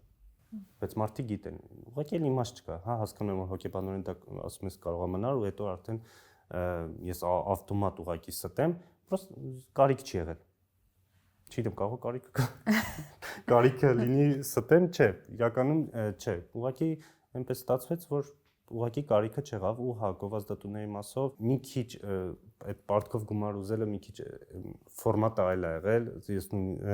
Սենց ինչ-որ ֆանտաստիկ բիզնես գաղափար էի մտածել, ոնց ես խնդիր լուծեմ, քանի որ պետքա կոպտեսած ուրիշի պարտք տայի, ես խնդրում էի պարտքով գումար, դրա փոխարեն տալիս անվճար գովազդ։ Իսկ ես այդ անվճար գովազդը անում եմ, այսինքն համ գումարն էի վերադարձնում, համ անվճար գովազդն էի տալիս։ Եղել է, այո, մի տասնյակ, մոտ 10 մի փոքր ավել գովազդատուներ, ում այդ անվճար գովազդը այդպես էլ չեմ արել, զուտ նրա համար, որովհետև արդեն վիճել ենք, խնդիրը հասել է նրան, որ վիճել ենք ու ես պրոստը ֆիզիկապես չէի կարող էլ արդեն անել իրանց գովազդը վեճ ա եղել այդտեղ կոնֆլիկտ ա եղել մի քանիսինը դեռ կա ես նույնիսկ դեռ պետք է անեմ դա վատով չեմ ասում խոսացել ենք գիտենք հասկացել ենք իրանք էլ գիտեն իմ խնդրի մասին այսինքն ես բացահայտ բոլորի հետ համարյա խոսացել եմ այդ մասին ուղղակի իրանք ժամկետ ունեն որ ասել են օրինակ այս ժամանակ ենք մենք ուզում չգիտեմ անց տարվանից տեղ եկել է այս կողմ արդեն որ դեռ պետք է անեմ։ Ռաֆո, դու շատ ապահոված ընտանիքում չես մեծացել, բայց ես կարծում եմ, որ դու շատ հարուստ ես քո ընտանիքով, որովհետև հենց նման իրավիճակներում է երևում, թե ընտանիքը ինչ աջակցություն կարող է ցույց տալ։ Բոլոր ընտանիքներն էլ ուզում են ամենալավը անել իրենց հարազատների հանդեպ, բայց կան ընտանիքներ, որտեղ մարդիկ կարողանում են ճիշտ հոգեբանական աջակցություն ցուցաբերել ու կան ընտանիքներ, որոնք սրում են մենակության զգացողությունը ու քո ընտանիքը այս պարագայում իսկապես շատ կարևոր ազդեցություն ունեցավ քո կյանքում։ Արդյոք հենց այս պատասխանատվությունն էր քո ընտանիքի հանդեպ, որ քեզ դրթեց խզելու կապերդ նաև այդ ազարտային խաղերի հետ, որովհետև ի վերջո դու կարող էիր մարել պարտքերը, բայց նաև չխզեիր կապդ այդ խաղերի հետ։ Ես ուղղակի այս ընթացքում այսպես հասկացա, ես ունեի այդ մոլուցքը զուտ նրա համար, որ ես ուզում եի պարտքերը փակեի, բառիս ուղիղ իմաստով, այսինքն անդադ անում էի նույնը, որպեսզի պարտք փակեմ։ Ու երբ որ բայց ավելի էր խորանում։ Ավելի կրկնապատկի։ Սիրելի մարդիկ, այդ ճանապարհ չի։ Ձեր պարտքերը միայն ու միայն ավելանալու են։ Եթե նման բարդ իրավիճակում եք, դուք էլ խոսեք ձեր հարազատների հետ եւ փորձեք լուծել խնդիրը այդ խաղերից դուրս։ Այդ խաղերի մեջ միայն խորացնելու եք խնդիրը։ Իրականում հա այս մասով ծնողների հետ խոսալն ամենաշատ կարևորը, որովհետեւ չգիտես ինչի ներքուստ բոլորիս մեջ վախ կա, որ մեր ծնողը մեզ չի հասկանալու ու մենք ցանկացած բան չենք էլ ուզում իրեն ասել առանց իր տեղը որոշելով թե ինքը ինչ ռեակցիա կտա, բայց փորձը ցույց տվեց, որ ռեակցիան ոնց որ կարա լինի լրիվ այլ ու այս մասով ես իրականում սենց միտք ունեմ, թե մամաս թե պապաս շատ են հետևում բլոգերներին, շատ սիրում են, հետևում են, սենց քննարկում են, նույնիսկ երբ մտնեմ նայում են ու ես հակված եմ մտածելու, որ մերոնց վրա ազդեցություն է թողել հենց բլոգերները, որովհետև մեծ մասը բլոգերների շատ սուր խնդիրներ է բարձրացնում, հոգեբանական, անձնական ու չգիտեմ, այնպիսի թեմաներից են խոսում երեխա ծնող հարաբերություններից, որ մերոնք ինչքան էլ սենց ուղակի նայում են, դա մտնում է իրենց մեջ ու ես վստահ եմ, որ այսքան տարիների ընթացքում այդ նստվածք է տվել մերոնց մեջ, որովհետև այդ ամեն ինչի մասին, թե իրանք ինչպես էին իմ հետ խոսում, իրանք հաստատ 90-ականներին չեն անցել ոչ միտեղ, չեն կարդացել ոչ միտեղ հաստատ բոլորս զբաղված են եղել աշխատելով այդ թվականներին, գոյատևելով, ցուրտ ու մութ տարիներ, պատերազմ եւ այլն, ոչ մեկ նստած չէ հոգեբանական, այդ հիմա մենք ժամանակ հատկացնում այդպիսի գրքերի, նյութերի եւ այլն։ Ես վստահ եմ դա կոնտենտից է եկել ու այդ մասով բլոգերները շատ մեծ ներդրում ունեն հասարակության զարգացման վրա։ Կենթանասիրությունն է ավելացել Հայաստանում եւ այլն, այսինքն այդ ներդրումն է բլոգերների։ Այդ մասով ես շնորհակալ եմ, որովհետեւ ես ինքս ինձ վրա զգացի ինֆլուենսինգը իմ ծնողների վրա, իրանք էլ ոնց որ գործածեցին դա արդեն իրենց զավակի վրա։ Իսկ ինչպիսին էին քո եւ ծնողների հարաբերությունները նախկինում։ Ոյ միշտ է լավ եղել, մենք շատ հումորով ընտանիք ենք, բոլորս հումորասեր, հումորանող, ընկերական, միասին, միշտ լավ է եղել, կոնֆլիկտ չի եղել, կոնֆլիկտներ եղել է միայն նրան, որ ես շատ տարբեր եմ իմ մտածելակերպով, ես ավելի սենց ուրիշ ձև եմ մտածում, պապան մի քիչ ավելի պապայական, մեծ մասի պապան ոնց են մտածում, բայց միշտ հասկացել է, կարող է բանավիճել ենք, հետո մեկը ես իմ ուզածն եմ, արա ինքը իր ուզած է։ Բայց որպես այդպեսին գլոբալ խնդիր, որ ասեմ մենոնց հետ եղել է, չէ։ Մենք բոլորս միշտ իրար հասկացել ենք ու նույնիսկ հանգիստ ենք թողել։ Օրինակ, չգիտեմ, ինչ խնդիր եղել, պապան էլ մաման էլ, վայ, մի խոսքով գնացեք ինչ ուզում եք արեք, վերջ։ Իսկն իրար թողել ենք ազատ։ Նույնն է իրանք, եթե իրանք ինչ որ բան ինչ չեն հասկացել, վայ, ինչ ուզում եք արեք։ Բայց քեզ համար շատ զարմանալի էր ծնողներիդ արձագանքը։ Եթե միշտ եղել են հարաբերությունները այդպիսին, որ իրար հասկացել եք, այս դեպքում ինչու էր վախենում, որ քեզ չեն հասկանում։ Մենք իրար հասկացել ենք շատ կենցաղային թեմաներում։ Իսկ այդպիսի լուրջ թեմաներում ես չգիտեմ։ Մտերիմ չեք եղել երբևէ։ Այսինքն իմ անձնականից իրանք ոչ մի բան չգիտեն։ Նույնը ես իրանց։ Օրինակ ես չգիտեմ մաման ու պապայի հարաբերությունները։ Կարող է իրար հետ արդեն 10 տարի կռված են, բայց ապրում են ընտանիքի համար։ Չգիտեմ, օրինակ եմ դա բերում։ Այդ առումով բաց չենք եղել, բայց ինձ թվում է դա էլ է մեր բացը, որ ինչ որ անձնական չգիտենք։ Նույնը օրինակ ես ու եղբայրս հետ իրար անձնականից ընդհանրապես տեղյակ չենք։ Անձնականը դա չնշանակում ընկերուի, կողակից կամ եւ այլն, այլ չգիտենք ինչ ենք զգում։ Ես չգիտեմ իմ եղբայրը ինչ ասում։ Բայց ունես կարիքը իմանալու կամ պատմելու։ Հա, բայց դեռ վաղ կա, օրինակ գնամ նստեմ խոսամ, օրինակ եղբորս հետ։ Կամ պապայի հետ, օրինակ ես վախենում եմ օրինակ պապային հարցնեմ, օրինակ հիմա ինչ խնդիր կա մեր ընտանիքում կամ կարող է դու հիմա ինչ որ խնդրեմ ունես, չգիտեմ, թեկուզ նույնը մամայի հետ։ Բայց չեմ կարող ասեմ դա ինչից է։ Խիստ մթնոլորտ չկա մեր տանը, որ ես ասեմ վախենում եմ մերոնց։ Ուղղակի մտերմություն որպես այդպեսին չկա։ այդ էմոցիոնալ մտերմությունը կարծում եմ չկա։ Հիմա այդ մերոնք նայելու են, ասել են, էս ինչ է խոսում։ Ու էս քո հարցազրույցից հետո մենք գնալու ենք զրուցենք խորը իրար հետ։ Իրականում շատ հաճախ լինում է, որ հարցազրույցից հետո ինձ հետո ասում են ինչ-որ բաներ, որ փոխվում է հարաբերությունները եւ այլն, հուսով եմ, որ ձեզ մոտ էլ ավելի այդ բայց սա ոնց որ բացասականով չեմ ասում, այլ ուղղակի ես չգիտեմ, օրինակ իմ papan է հիմա ինչ ասում։ Գիտես, այստեղ բացասականի եւ դրականի խնդիրը չէ, ուղղակի ես կարծում եմ մենք ուրիշ միջավայրում մեծացել ենք եւ հիմա ուրիշ միջավայրի ենք սովոր եւ այդ երկու միջավայրերը իրար հետ բախում ունեն։ Միգուցե հիմա մենք ինչին որ սովոր ենք 20 տարի հետո մեր երեխաների համար դա խորտ լինի այսքան խոսել է իրար հետ կամ որևէ այլ բան։ Այստեղ ուղղակի այդ փոփոխություններն են, որ ժամանակի հետ կրում ենք։ Դու նշեցիր, որ ամեն դեպքում դու դրա կարիքը ունես։ Դու ունես այդ գիտակցությունը եւ ունես դրա պահանջմունքը։ Ինչն է քեզ խանգարում գիտակցությանը գումարել պահանջմունքը եւ գումարել քայլ։ Ինձ թվում է հոգեբանական հասունությունը։ Ես դեռ ըստից ներսում փոքր եմ, վախկա ծնողից։ Այսինքն, որ երեխա իմ գործը չի, ինչ մտնեմ այդտեղ։ Այսինքն մի քիչ ավելի հասուն լինեմ այդ մասով, գնամ, նստեմ, խոսեմ, ասեմ, ինչ կա, հիմա մի բան կա, մենք քննարկենք, հասկանանք։ Իսկ դու ինչ-որ բաներ նկատում ես, որոնց մասին կուզեիր խոսել։ Իրականում հա, բաներ լինում է, որ նկատում եմ, էդ էլ երևի վախնա, որ ես չկարողանամ այդ խնդիրը լուծեմ, ասես մեծ պատնեշ է գալիս։ Բայց ինձ թվում է ժամանակն է խոսել ու ինչ որ մի բան անել։ Չեմ ասում հիմա մեր ընտանիքում խնդիր չկա։ Բայց լինում է ինչ որ էմոցիոնալ բաներ ենք նկատում։ Չգիտեմ, մաման է տխուր, օրինակ 3 օր իր հետևից տխուր է։ Հարցնում եմ, ոչ բան չի եղել, բայց դե այն ձևական իմ բան է եղել, չէ, բան չի եղել, բալես, լավ։ Այդ արդեն այդ կեղծ բարեհամբերությունն է, էլի, որ վարում ենք, բայց օրինակ կարող է իրոքից օրինակ մաման բան է ուզում, ինչ որ խոսա, ինչ որ նեղվածություն ունի այս պահին։ Նույնն է papan, օրինակ papayin ես շատ քիչ ա եղել, որ ինչ որ անտրամադիր տեսնեմ, մի քանի անգամ ա եղել, մի քանի անգամն է վախեցել եմ հարցնում։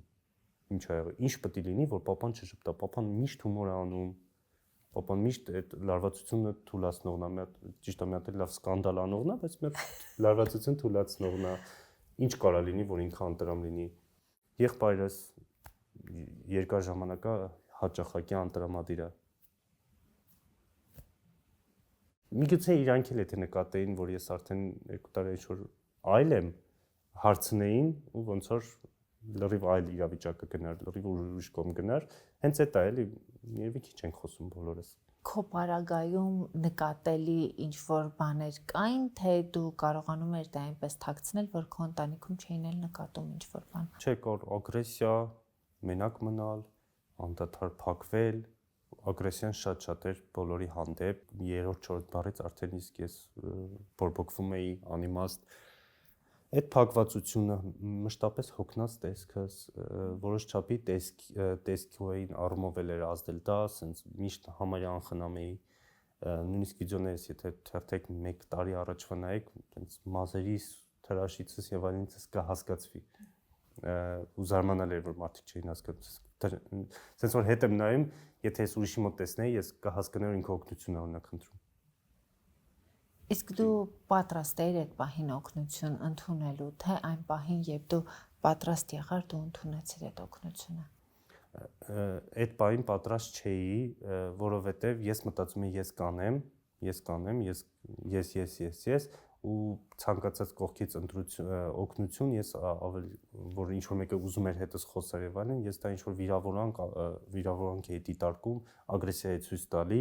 մանավանդ որ ել եմ ասում, այդ ժամանակ բոլորս չեն գիտակցում խնդրի մասշտաբը ու չենք հասկանում դրա լուծումները, հնարավոր մի քիչ այլ ձև արտահայտվեին ու ես դա ընդհանրապես արդեն լրիվ, այսինքն իրանք ուզենային ինձ օգնել, բայց սխալ է մի փոքր արտահայտվեին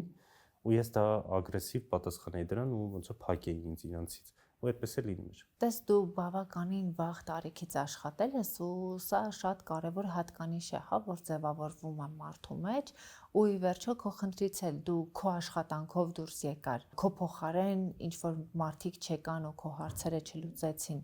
Դու աշխատեցիր մի քիչ ավելի շատ շատ, բայց սա կարևոր հատկանիշ է, երբ դու կարողանում ես քո աշխատանքի միջոցով քո խնդիրները լուծել։ Աշխատանքի հանդեպ վերաբերմունքը ծնողներիդ նայելով էր ձևավորվել, թե երբ որ դու արդեն սկսեցիր վաղ տարիքից աշխատել, քո կյանքի բերումով ձևավորվեց։ Չէ, ծնողներից ես, որովհետև papas sense է, թե ինչ-որ բանա որոշում, հենց հաջորդ օրվանից անում է։ Օրինակ Ջինան ինքը որոշեց, որ էլ չի ծխելու, հաջորդ օրվանից ուղղակի չծխեց։ Բարեսու իմաստը ուղղակի էլ չծխեց։ Նույնիսկ խմելը, ինքը որոշեց, որ ինքը էլ չի խմելու ու չխմեց։ Պապայից սա եկել։ Պապաս շատ աշխատասեր մարդ է մինչև հիմա։ Հիմա օրինակ ինքը կարա չաշխատի, օրինակ ես ու եղբայրս օրինակ գումար տանք իրան, բայց ինքը չէ կաշխատի։ Երբ որ 2002-ին տեղափոխվեց Երևան, ինքը օրը 500 դրամ էր աշխատում։ Ու մենք դա տեսնում էինք ու մենք ոչ մի բանի կարիք չենք ունեցել այդ ժամանակվա ստանդարտներով, այսինքն մենք ուտելիքում էինք, դե այն ժամանակ հացն էլ 30 դրամ էր այնտեղ։ ու ուտելու բան ունենք, տունը կար, ապրում էինք, վերջ։ Մեզ երեխեքին ոչ բան էլ ավել պետք չի, խաղալիքներն կար, վերջ, ինչ էր պետք, այդ հիմա պահանջները մեծ։ Ու պապայից սա եկե իր աշխատասիրությունից, որ ես տեսել եմ ինքը առավոտ ժամը չգիտեմ 5-6 զարթնում էր, գնում էր Էջմիածին գազելով, որ այնտեղից կան իրան վերցնեն, գնա իր այդ աշխատանքի տեղը, այնտեղից Գյումրի մի հատ այսինքն ինքը աշխատում է Երևան Գյումրի ճանապարհի ոչ թե վրա, այլ մի խոսքով այդ տեղափոխությունների մեջ, չէ, տեղափոխությունների մեջ անդադ Գյումրի հիմա ավելի մի փոքր հեշտ է, բայց այդ ժամանակվա համար շատ դժվար էր։ Այդ ամենը տեսնելով ես հասկացել եմ, որ ես ուզում եմ աշխատեմ։ Ես էլ եմ աշխատանքը սիրում ու ես ինչ եմ պատկերացնում, որ ես չաշխատեմ ինչ-որ մի օր։ Ես չեմ ուզում պապայից փող վերցնեմ, դա վատով չէ։ Ես ուզում եմ ու ես միշտ ուզեցել եմ, որ ինքը դա ծախսի իր մամայի վրա, ինչ աշխատում է միշտ։ Ու նույնիսկ հիմա եթե մեկ-մեկ գումար եմ տալի, օրինակ ասում եմ, խնդրում եմ, տան համար ոչ մի բան չառնես։ Չգիտեմ, ինչ որ վարկ չմարես, խնդրում եմ, դա պրոստը ծախսեք։ Կարաք դուք ուղղակի դա ծախսեք ձեզ վրա, չգիտեմ, գնացեք շոր առեք, մի բան։ Միշտ այդ խնդրանքս է, էլի։ Ու նաև ստացվել է այնպես, որ ոնց որ մարդու էինք պարտք, ես էլի,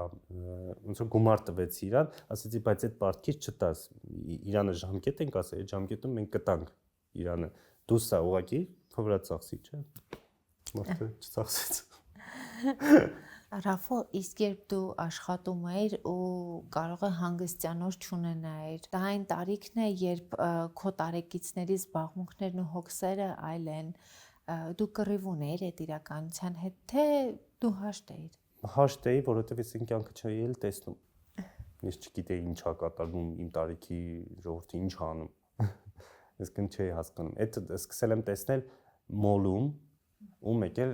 երբ որ սրճարանում էի մի պահ աշխատում, այսինքն ես այնտեղ բարիստայի, այնտեղ այնպես էր որ գալիս իմ դիմացնից մեն սուրճը տալիս ու խոսում ենք, այդպես լիքը ընկերներ ունեմ նույնիսկ այդտեղից ձեռ բերած, ու իրանք ինչ-որ բաներ էին պատմում, որ ինչ-որ տեղ են գնացել, սա իվենթ է եղել եւ այլն, ու այդ ժամանակ էլ ինչ-որ վատ է անջում, բայց այդ story ասվածն էլ չկար, մենք ուրիշի կյանքը շատ չէինք տեսնում, մի հատ ֆոտոյով տեսնենք, թե չէ, դա ամիսը 1-2 անգամ post-էին, կտեսնեինք, ես համարը բան չէի էլ տեսնում։ Ու ոնց որ պատմածներով արդեն հասկանում էի ինչ կարա լինի ու հենց այդ սրճարանում ու մոլում աշխատելու այդ արանքում էր որ մի հատ ընկեր ձեռ բերեցի ով ինձ առաջ անգամ օրինակ տարավ գիշերային ակումբ party էր ինչ որ ու այդպես հասկացա որ այդպես բանել կա այդ շատ շուտ է եղել էլի 18 թվականին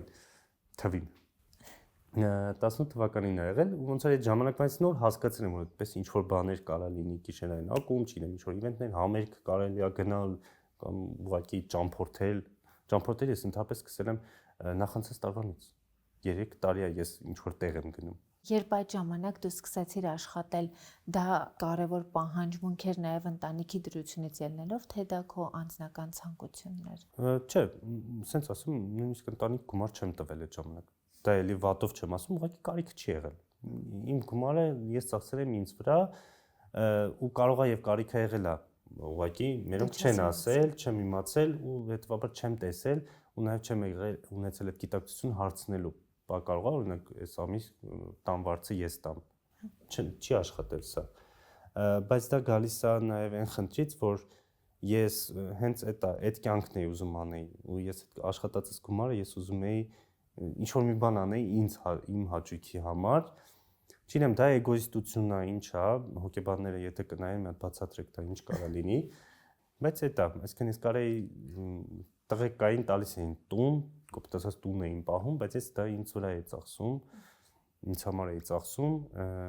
բայց ել եմ ասում, ես չեմ տեսել, որ խնդիր կա, օրինակ, կամ պահանջը կա այդ գումարի։ Եթե ես տեսնեի, ես կտայի, որովհետև այդ դաստիարակությունը ունեմ։ Էսթետիկ միջամտությունների ոլորտում անդադար տենդենսները փոխվում են, որովհետև սա մեզ զուգահեռ զարգացող բժշկության ճյուղ է։ Իմպլանտում էսթետիկ բժշկության կենտրոնի հիմնադիր Ելենա Ադամյանը շատ հաճախ է վերապատրաստվում արտերկրում եւ մեզ կպատմի ժամանակակից տենդենսների մասին։ Ողջույն Ելենա։ Ողջույն։ Երևի թե այն, ինչ էսթետիկ միջամտությունների ոլորտում արդի էր 3 տարի առաջ, այսօր արդեն հին է համարվում։ Ինչ փոփոխություններ ունենք այս ոլորտում։ Այո, Ամալիա ջան, եթե ուշադիր լինենք 2024 թվին եւ 2026 թիվը լրիվ այլ պատկեր է, եթե 2 տարի առաջ մարդիկ ձգտում էին ավելի արհեստական դիմագծերին, այսօր ի ուրախություն ինձ բոլորը ձգտում են ավելի բնական տեսք ունենալու, մաշկի առողջությանը, ցանկացած պրոցեդուրայի մեջ ընդգծված է բնական լինելը։ Եթե 2 տարի առաջ բոլորը ձգտում էին վերցնենք բոտուլինոթերապիայի մեջ անշարժ միմիկաները, սառը հայացքը, այսօր արդեն մարդիկ իրենք են ասում, որ այնպես լինի, որ բնական միմիկական շարժումները պահպանվեն, պարզապես կնճիռները վերանան։ Այսինքն հիմա ավելի կանխարգելիչ նպատակով ենք, իրագործում։ Նույն շրթունքների պարագայում այն մարդիկ, ովքեր որ շատ ֆիլեր ունեն ներարկած, արդեն հեռացնում են եւ ձգտում են ավելի բնական ուրվագծին։ Այսօր շատ է փոխվել շուկան, տենդենսը եւ դա նաեւ գալիս է մեր հոլիվուդյան դերասանուհիների թելադրածից, այս պայն իրենք բնական տեսք ունեն եւ անգամ կան կնճիռներ, որոնք իրենք ցույց են տալիս, բայց ավելի խնամված տեսքով են հանդես գալիս։ Ինչ նորամուծություններ կան այս ոլորտում։ Հիմա շատ տարածված է բարբի բոտոքս ասվածը, այլ անվանում ունի։ Բժշկական անվանումը դա տրապտոքս ասված է, այսինքն տրապեցիուս մկանների հատվածում բոտուլինոտոքսինի միջոցով ներարկում է կատարվում։ Ուսային հատվածի մկանները, որտեղ շատ գերլարված են լինում եւ բերում են ողնաշարային դիրքի որոշակի կծկված լինելուն, այդ ժողովրդի լեզվով ասված կուզ ասվածը, տվյալ հատվածում մկանները մի փոքր թուլացնում ենք, դա իհարկե բերում է կոմֆորտ զգացողության, այնուհետև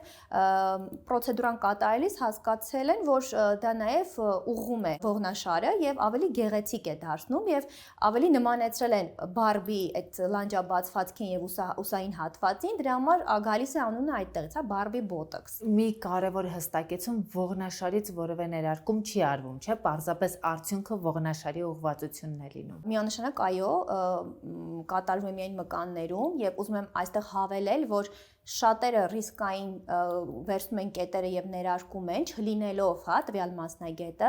բայց ինչպես գիտեք, մենք հավատարիմ ենք մեր սկզբունքին եւ մեզ համար շատ կարեւոր է նաեւ բուժառուի առողջությունը։ Նման պրոցեդուրաները մեր կլինիկայում կատարում է մեր նյարդաբանը։ Մենք շատ կարեւորում ենք, որ ամեն պրոցեդուրան պետք է կատարի իր մասնագետը եւ ես լինելով հիմնադիր տնօրենը, ունենալով 2 բարձրագույն կրթություն, ինքս ինձ թույլ չեմ տալիս մտնել այնպիսի մասնագիտական դաշտ, որը իմը չէ։ Ես հարգում եմ իմ գոլեգային եւ թույլ եմ տալիս, որպեսզի ինքը աշխատի տվյալ ոլորտում։ Եվ քանի որ ավելի տարածված է, որ էսթետիկ բժշկական կենտրոնները միայն զբաղվում են գեղեցկությամբ եւ երիտասարդությամբ, ես ուզում եմ հավելել, որ մեզ համար հատկապես շատ կարեւոր է առողջ լինելը, քանի որ էսթետիկ գեղեցկությունը առաջին հերթին սկսվում է առողջ օրգանիզմից։ Հետևաբար մենք ներառել ենք այնպիսի մասնագետների, ովքեր հենց զբաղվում են ներսի առողջությամբ, որն էլ արտացոլվում է իհարկե արտաքինով։ Ելենա, ստացվում է, որ մենք մի ամբողջ մանկություն անցանք մեջքդ ուղիղ արտահայտությամբ եւ հիմա դա կարելի է շտկել ուղակի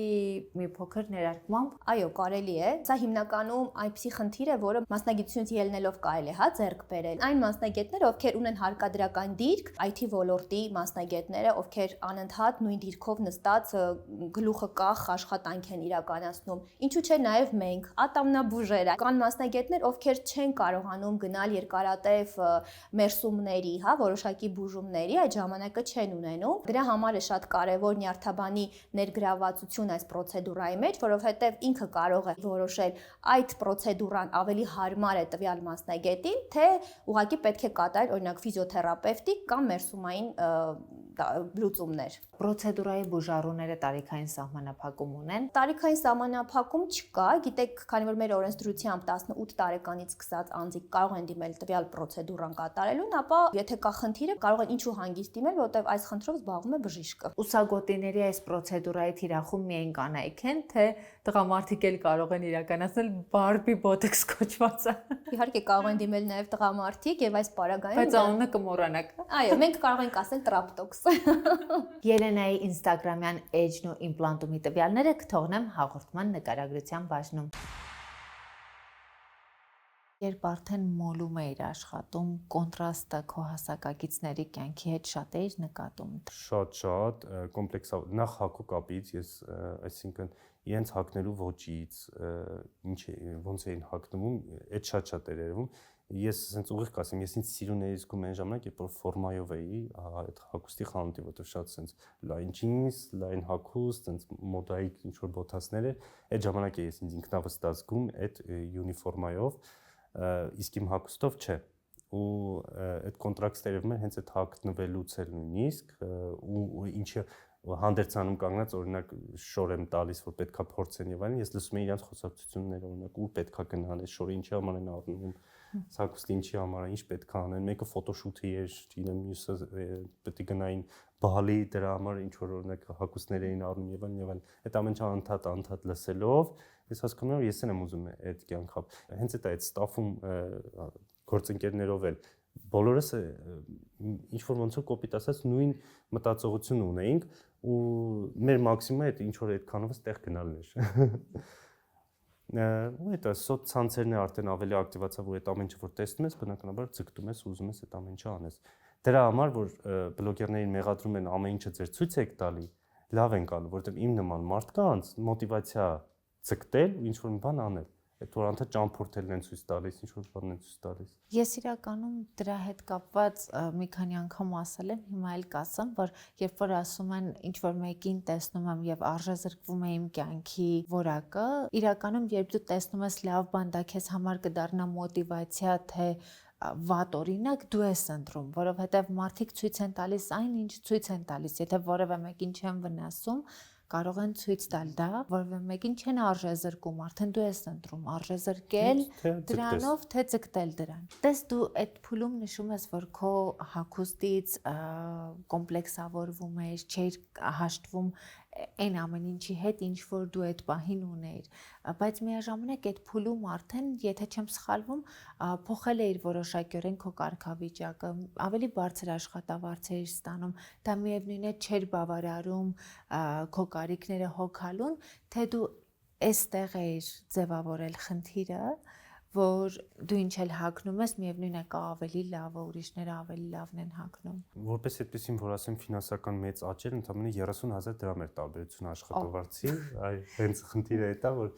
որպես սովորական վաճառող խորհրդատու այդ ժամանակ մոտավոր 120 էի ստանում, արդեն որպես մենեջեր 180 էի ստանում։ Քանի որ դու մինչև այդ նշեցիր ավելի բարձր աշխատավարձ, ինձ թվաց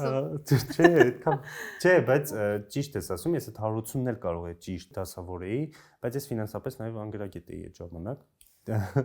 Այսինքն մոտավոր աշխատավարձի մեծ մասը գնում էր տաքսով գալ գործի ու ընդմիջում անելը։ Այսինքն ես ընդմիջմանը կարայի ուտեի բրինձ ու չգիտեմ ինչ, բայց ես պետք է անպայման ինչ-որ այլ բան ուտեի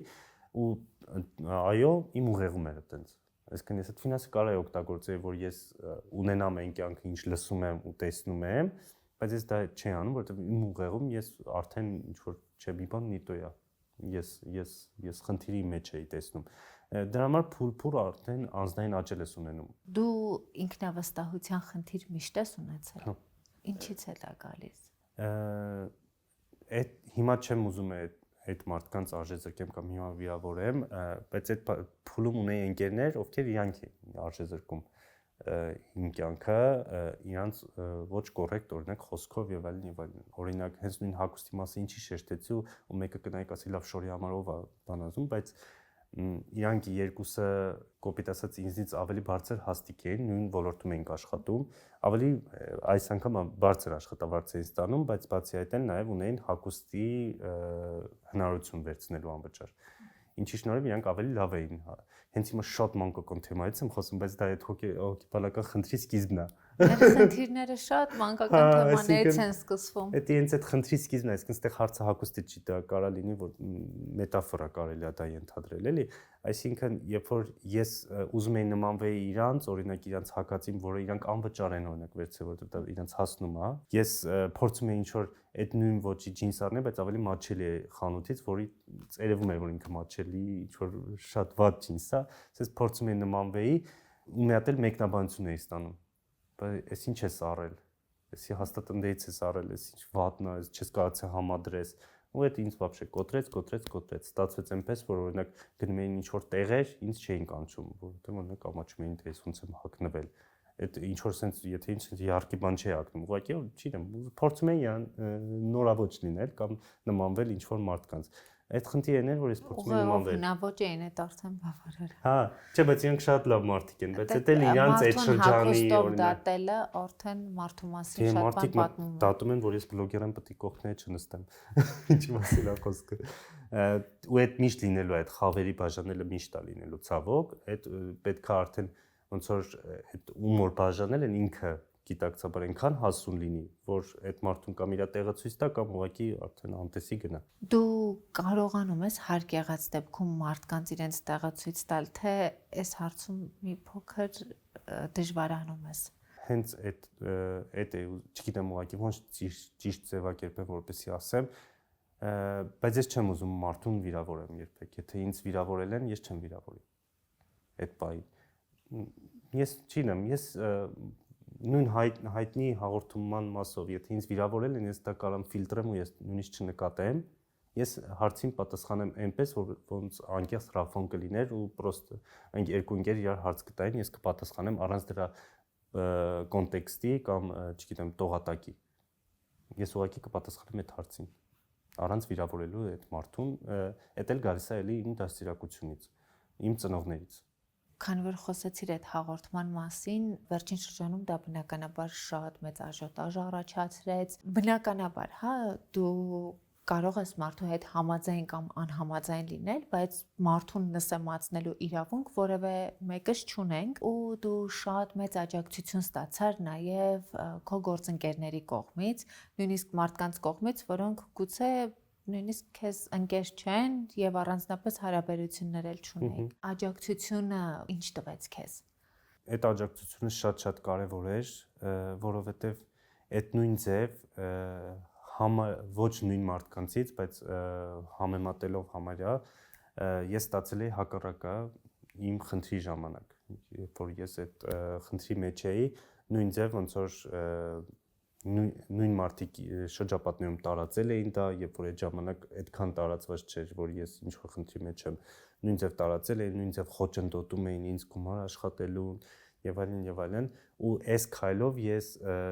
երբ որ ինձ այսպես աջակցեցին, իրականում ես կարիքը չունեի այդ աջակցության, սա վատով չեմ ասում, այսինքն որովհետեւ ես նույնիսկ չէի նկատի այդ հարթում կարող չտեսնեին էլ նույնիսկ այդ նույն 2000 դիտումով ինքը մնար, բայց ստացվեց այնպես, որ մարդիկ աջակցեցին ու տեսան, որ ես օգնության կարիք ունեմ։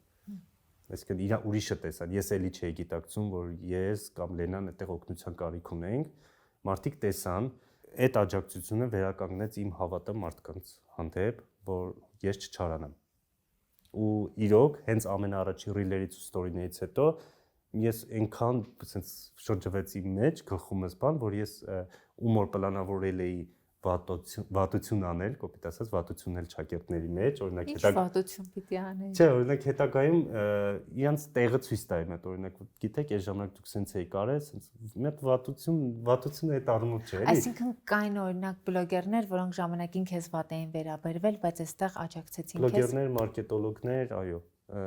եւ այլն, ոնց որ իրանց տեղը ցույց տայի մետ, վատությամբ, բայց հա, ինձ չեմ վախենա այդ բառից, որովհետեւ բոլորս էլ ինչ-որ մեկին կարող է ինչ-որ մի բայի ուզենանք վատություն անենք, բայց իհարկե դա ոչ սահմանադրության սահմաններում, ես չեմ վախենա այդ բառից, հենց ինձ էլ դարձում է Ռաֆայեն, որ ես ինչ մտածում եմ, միշտ էլ խոսում եմ, այո, մարդիկ կային, որ վատություն էին ինձ արել ու ես ուզում եի վատությամբ պատասխանել իրենց, ցավոք։ Ես դրա համար հիմա օրինակ ինձ մի հատ թատիկներից խփում եմ ու հենց այս աջակցությունը նաև ինձ բերեց այդ հավատը մարդկանց, որ թքած ունեցի են վատություն անողների վրա։ Մեծ մասը շատ լավն են։ Վերջ։ Այդ դա ոնց որ այդպես աջակցությանը, այո, լիքը օգուտ տվեց ինձ։ Հաղորդման հետ կապված, քանի որ այդ մասին արդեն շատ խոսվեց, շատ մարդիկ անդրադարձան այդ հարցերին, ես ուզում եմ անդրադառնալ մեկ այլ կողմի։ Ես բնականաբար դիտել եմ ամբողջ հաղորդումը, որպեսզի ամբողջական պատկերացում կազմեմ, թե դու ինչ ես ասել, թե քեզ ինչ է ասվել։ Քո կողմից ավելի տարածելի եւ սկանդալային դարձավ թատրոնների վերաբերյալ քո հնչեցրած միտքը, բայց այստեղ ես կարծում եմ, որ աշխատեց նաև քո էմոցիոնալ լինելը,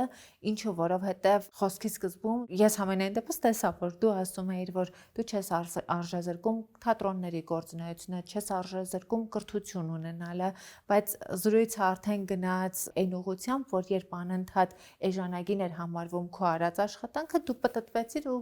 ասացիր դուք եք անհետաքրքիր։ Սա իրականում մի բան է, որը դու այդպես մտածում էիր արտահայտվեցիր, թե դու նաև ինչ-որ պահի մանիպուլյացիայի տրվեցիր եւ նման դեպքերում դու օրինակ մտածում ես, որ ամեն դեպքում, տես մենք շատ կարևոր բանի մասին խոսեցինք, նույն ինֆլուենսերների ազդեցությունը քո ծնողների գիտակցության վրա եւ դա որքան ազդեցիկ կարող է լինել, այսինքն դու այսօր ունես խոսք, որը կարող է ազդել այլ մարդկանց վրա։ Դու հիմա մտածում ես, քո խոսքը ձևակերպես այնպես, որ անկախ նրանից քեզ կհրահրեն, մանիպուլյացիա կլինի, թե չի լինի, դու քո խոսքի համար պատասխանատու ես եւ հանկարծ դու էլ որևէ տեղ էմոցիաների ազդեցության տակ չասես մի բան, որը քո խոսքը խոցելի կդարձնի։ Կուզեի իմ ասենց սիրուն պատասխանեի, որ հա մտածում եմ, բայց չէ, որովհետև նա ես մարդ եմ ու օքեյ, ես ձեռք եմ բերել հետևորդների X քանակ, բայց երբեմն ճիշտ ես նկատել, այդտեղ ինձ էմոցիայի վրա եմ բռնել, բայց որովհետև ես ամբողջ հարցազրույցի ընթացքում շատ հավասարակշռված եմ նստած ու որպես այդպեսին ինձ վրա արտաքին այդպես հեյթը երբեք չի էլ ազդել։ Ես այդքան ուշադիր չեմ լինում արդեն, որովհետև ժամանակին եղել եմ էլ հերիքա, ոնց որ ես ինձ համար որոշել էի։ Այդտեղ ուղղակի այդտեղ այնպես ստացվեց, որ հերիք չի ինձ վիրավորեցին, այլ ամբողջ մի սերունդ ու նաև այդտեղ վիրավորում էին նաև ինձ հետևող մարդկանց, բլոգերներին նայող մարդկանց, ու ոնց որ մեզ ասեցին կոնտեքստում ես այդպես եմ հասկացել այնտեղ նստած։ Եթե թատրոն չենք գնում, ում դեգրադացվում ենք։ Կոնտեքստում այդպես էր ինձ համար։ Ու ես պատասխանը հենց այդպես էլ հնչեց, որ եթե թատրոն չենք գնում, այդ չի նշանակում, որ մենք դեգրադացված ենք։ Այդ դուք այդքան հետաքրքիր չեք։ Ցավոք կարող է հիմա մի քիչ ուրիշ ձև դա ասեի, բայց ինձ թվում է միտքս մեկը նույնը կլիներ։ Տես, որպեսզի դու թատրոնին ասես դուք այդքան հետաքրքիր չեք, դու առնվազն ամեն թատրոնում 2 ներկայացում պիտի դիտած լինես, որպեսզի կարողանաս նման գնահատական տալ։ Եթե դու թատրոն չես գնում, դու կարող ես քեզ թույլ տալ նման գնահատական։ Չէ, թույլ տալ չեմ կարող։ Այդտեղ կոնտեքստը միայն ու միայն մարքեթինգային առումով էր, որովհետև ես ասում եմ դուք հետաքրքիր չեք, որ ձեր ներկայացումները հետաքրքիր չեն, այլ դուք չեք կարողացել հետաքրքրել մեզ, որպեսզի մենք գանք։ Այսինքն ինչ որ մի ձև ու դրանից հետո հենց հնչում է մտքեր, ես ուղղակի արդեն չեմ հիշում, կարող է այդտեղ մոնտաժված կամ կա եւ այլն, Լենան էլ է նույնիսկ ասում է կամերային թատրոնը օրինակ համագործակցում է մեզ հրավիրել էին, այսինքն ինֆլուենսերների, որ մենք ցույց տանք ինչ որ ներկայացումից հատված եւ այլն։ Կոնտեքստը այդպեսին էր, որ ոնց որ դուք շենքի մեջ եք ու չգիտես ինչի պարտավոր ենք մենք գանք, որպեսզի մեզ չհամարեն դեգրադացված։ Կոնտեքստը այդպեսին է։ Իսկ ես ընդհանրապես ասում եմ, որ այնպես անեք, որ մենք հետաքրքրվենք ու գանք։ Ոնց է ֆիլմ են հանում, չէ՞, գեղարվեստական։ Մարդիկ պրոմո արշավ են անում, որպեսզի այդ ֆիլմը գնան կինոթատրոնում նայեն։ Բայց թատրոնը այդ հարցազրույցի մասին եմ խոսում, այդտեղ ասում եմ, որ թատրոնը որոշել է, որ մենք պետք է գնանք։ Բայց ես պետքով չեմ ապրում։ Ես չեմ պարտավորվածություններով չեմ ապրում ու ես ստիպված չեմ գնամ թատրոն, որովհետև որ ինձ չհամարեն դեգրադացված։ Այդպես չի լինում ու ոչ մեկ չի կարող ինձ համարել դեգրադացված։ Ինչ որ ոլորտում ես կարող եմ, չգիտեմ, տեղեկացված չեմ, բայց մի ոլորտից տեղեկացված եմ ու այդպես բոլորը։ Կոնտեքստը միայն ու միայն այդպես է եղել։ Ներկայացումների մասով չի եղել, մարքեթինգային մասով։ Տես, ինչ վերաբերվում է այդ գնահատականներին ձեր հանդեպ, դա ինձ համար միանշանակ ընդունելի չէ, որովհետև որևէ մարդ իրավունք չունի նսեմացնելու մեկ այլ մարդու աշխատանքը, անձը, այսինքն վերաբերմունքը ձեր անձի հանդեպ։ Ես որևէ կերպ չեմ արդարացնում, այսինքն խոսքս այդ մասին չէ։ Խոսքս զուտ անկախ նրանից, թե դիմացինը ինչ կասի, որովհետև դիմացի մարդը ինքն է եւ յուրաքանչյուր ոք պատասխանատու է իր ասացի, իր արտահայտածի համար։ Իմ խոսքը բացառապես քո խոսքին հետևողական լինելու մասին է, որովհետև ինձ մոտ տպավորություն էր, որ դու զայրույթի ֆոնին այդպես արտահայտվեցիր։ Ընդ որում առաջին փուլում քո հանդեպ էր բացասական ալիքը, քո խոսքից ելնելով եւ հետո արդեն երբ դիտեցին ամբողջական հաղորդումը, քո հանդեպ կարծիքը փոխվեց։ Ամեն դեպքում դու այս միջադեպից հետո էլ քեզ համար չես վերցրել ինչ որ դաս ավելի հետևողական լինելու քո խոսքին։ Ես միշտ եմ շատ հետևողական իմ խոսքին ու այո, այդտեղ իմ էմոցիայի վրա են ու ես մանիպուլյացիայի եմ հնարավոր տրվել ու չեմ կարողացել միտքս ճիշտ ձևակերպել, որպեսզի ես համ ինձ պաշտպանեմ այդ իրավիճակում ու այդ դեգրադացվածներից ու որոշ չափի անցել եմ ուրիշ ոլորտի, վիրավորել եմ, բայց իտո ես կոնտեքստով լրիվ այլ բան նկատի ունեմ։ Ես շատ հետևողական եմ ու նույն ձև իմ այս բային շատ մոտ ընկերները, ովքեր բլոգերներ են, ես նաև հետևողական եմ իրանց խոսքի հանդեպ, դրա համար շատ է լինում ինձ ուղարկում են վիդեոն, ռաֆն այստեղ ինչ որ մի բան կարող է սխալ ենք ասում եւ այլն, կամ չինեմ, տեսնում եմ օրինակ Ռուբոն իմ ընկերներից ինչ ստորի արել, գրում եմ ջնջի, այստեղ սենց էս ասա, էսի կարա բերի հակառակը եւ այլն։ Ես շատ հետևողական եմ ու դե բնականաբար չեմ կարող 100%-անոց հետևողական լինեմ, որովհետեւ ել եմ կրկնում, ես մարդ եմ։ Ու այն որ ես ունեմ հետևորդներ, հասկանում եմ, բայց երբեմն այդպես էմոցիաների տրվելով կարամ ինչ-որ բան արտահայտեմ, ինչ անեմ։ Այս ընթացքում նաև քեզ թատրոններ հրավիրեցին, ներկայացումներ դիտելու եւ կարծիքդ ձևավորելու։ Ընդունել ես այդ հրավերները եւ գնացել ես։ Դեռ չէ, որտեղ մի քանի օր անցել, չգիտեմ սա երբ է հրապարակելու, ոնց որ անցել է մոտ 1 շաբաթ համարյա, ու այդ ընթացքում նաև ճամփորդության մեջ էի, դեռ չեմ գնացել, գնալու եմ, ընդունել եմ, նույնիսկ առաջարկ եմ ստացել թատրոնում դեր ունենալու, ինչը այս ֆոնին իհարկե մի քիչ տարօրինակ է հնչում, իհարկե էլ չեմ գնացել խոսացել տեսնեմ ինչա հասկանամ, կարողա բլոգեր եմ խաղալու այնտեղ, ինչպես միշտ կանչում են ցանկացած տեղ, որտեղ բլոգեր եմ, բայց ելի եմ ասում, իմ նպատակը ինչ էր, որ ես քարոզեմ թատրոն չգնալը, բայց ցավոք այն մարդիկ, ովքեր միայն այդ ռիլի այդ հատվածն էին նայել, իրանք այնպես արեցին, որ ես քարոզում եմ դա ու ավտոմատ իրենք քարոզեցին։ Այսինքն ես sense քանի որ ինձ նշել են ու ես տեսել եմ ու նաև ուղարկել են տեսել են մոտավոր մատեսորական 10 հոգի անդրադարձել, որ ես թատրոնը արժեզրկում եմ։ 10 հոգի, մոտավոր 7-ը թատերականի ուսանողներ էին, 3-ը ինչ որ ոլորտից էլի մարդիկ էին։ Իսկ ովքեր նայել էին հաղորդումը ու մտածում էին, որ ես արժեզրկում եմ, ինձ հրավիրել էին թատրոն։ Նույն Տաթևո Հովակիմյան դերասանուհի այնքան սիրուն նամակ է ինձ գրել, ինքը գրել է, ասում է նայեցի, ցավում եմ, որ դու կարող հնարավոր է ինչ-որ վատ փորձառություն ես ունեցել, մի հատ արի ու ներկայացումներ էր ուղարկել իր մասնակցությամբ նայել, մի հատ արի նայի, տես ինչ հրաշք բան ասա։ Ու այդպես շատ դերասաններ ու դերասանուհիներ ինձ գրել էին անձնապես։ Իսկ ովքեր արտահայտվեցին այդպես, օրինակ մի աղջիկով անդրադարձել ինձ, այդ ռիլեր սարքել, sense խորի մաս այնտեղ արտասանում է նույնիսկ, sense հանգերն է բռնացրել։ Թատերականի ուսանողուհի էր կամ դերասանուհի էր, արդեն չեմ կարող ասել, արտահայտվեց, այդ վիդեոն գծված էր Instagram-ի trial բաժին։ Trial բաժինը նրա համար է, որպեսզի այդ վիդեոն տեսնեն մարդիկ, ովքեր քեզ հետևորդ չեն ու քեզ հետևեն։ Իսկ ինքը այդտեղ խոսում է բարձր արժեքի մասին։ Այդ երկակի ստանդարտ է։ Ինքը փորձել է իմ միտքը, որը մինչև վերջ չի հասկացել, նույնիսկ այնտեղ խեղաթյուրում է, որտեղ ես իբր հարցազրույցի ժամանակ ասում եմ թատրոնը cool չի։ Ես այդ բառը նույնիսկ չեմ օգտագործում։ Cool, այդ ինչ բառը։ Մի խոսքով։ Ու այդպես մի քանի հոգու մոտ էր։ Այսինքն այդ 10 հոգուն մասին ես կարամ այդ կարծիքը կազմեմ, ցավոք, որովհետև մի քանի հոգին օգտվեցին արդից, որ իրենց հետևորդ գնա, որ բլոգերական աշխարհում նաև ժամանակակից Snapchat-ի սերունդը նաև կփաստի, դա կոչվում է pick me։ Իրանք pick me-ություն արեցին, որ իրանք պաշտպանում են, բայց որ իրանք հետևորդ գնա դրանից։ Բայց օքեյ որ դա էլ եղավ, դա միացած ապտակեր ինձ, որ sense-ով էս էմոցիայի չտրվեմ։ Ես լսեմ հարցը, Ես պատասխանեմ ու վերջ։ Դա ապտակ էր։ Լավ է կարել։ Հալալա, ես եք օգտվեի, օգտագործեի դա։ Ռաֆո, Սաղ կթողես, ոչի ոչ մոտ։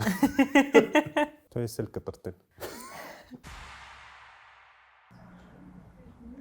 լինի անձնական առիթ, թե նկարահանում ես իմ արտաքին տեսքը մշտապես վստահում եմ բյութի ֆաբրիկի պրոֆեսիոնալներին։ Երևանի սրտում Սարյան 19 հասցեում արդեն գործում է բյութի ֆաբրիկի նոր շքեղ սրահը։ Այս արդեն նրա մասին չէր, որ փոքրիկ տեղից հնարավորինս շատ գումար աշխատենք։ Այս այն պահն էր, որ ուզում էի, որ իմ հաճախորդը իրեն զգար ըստ արժանվույն սպասարկված։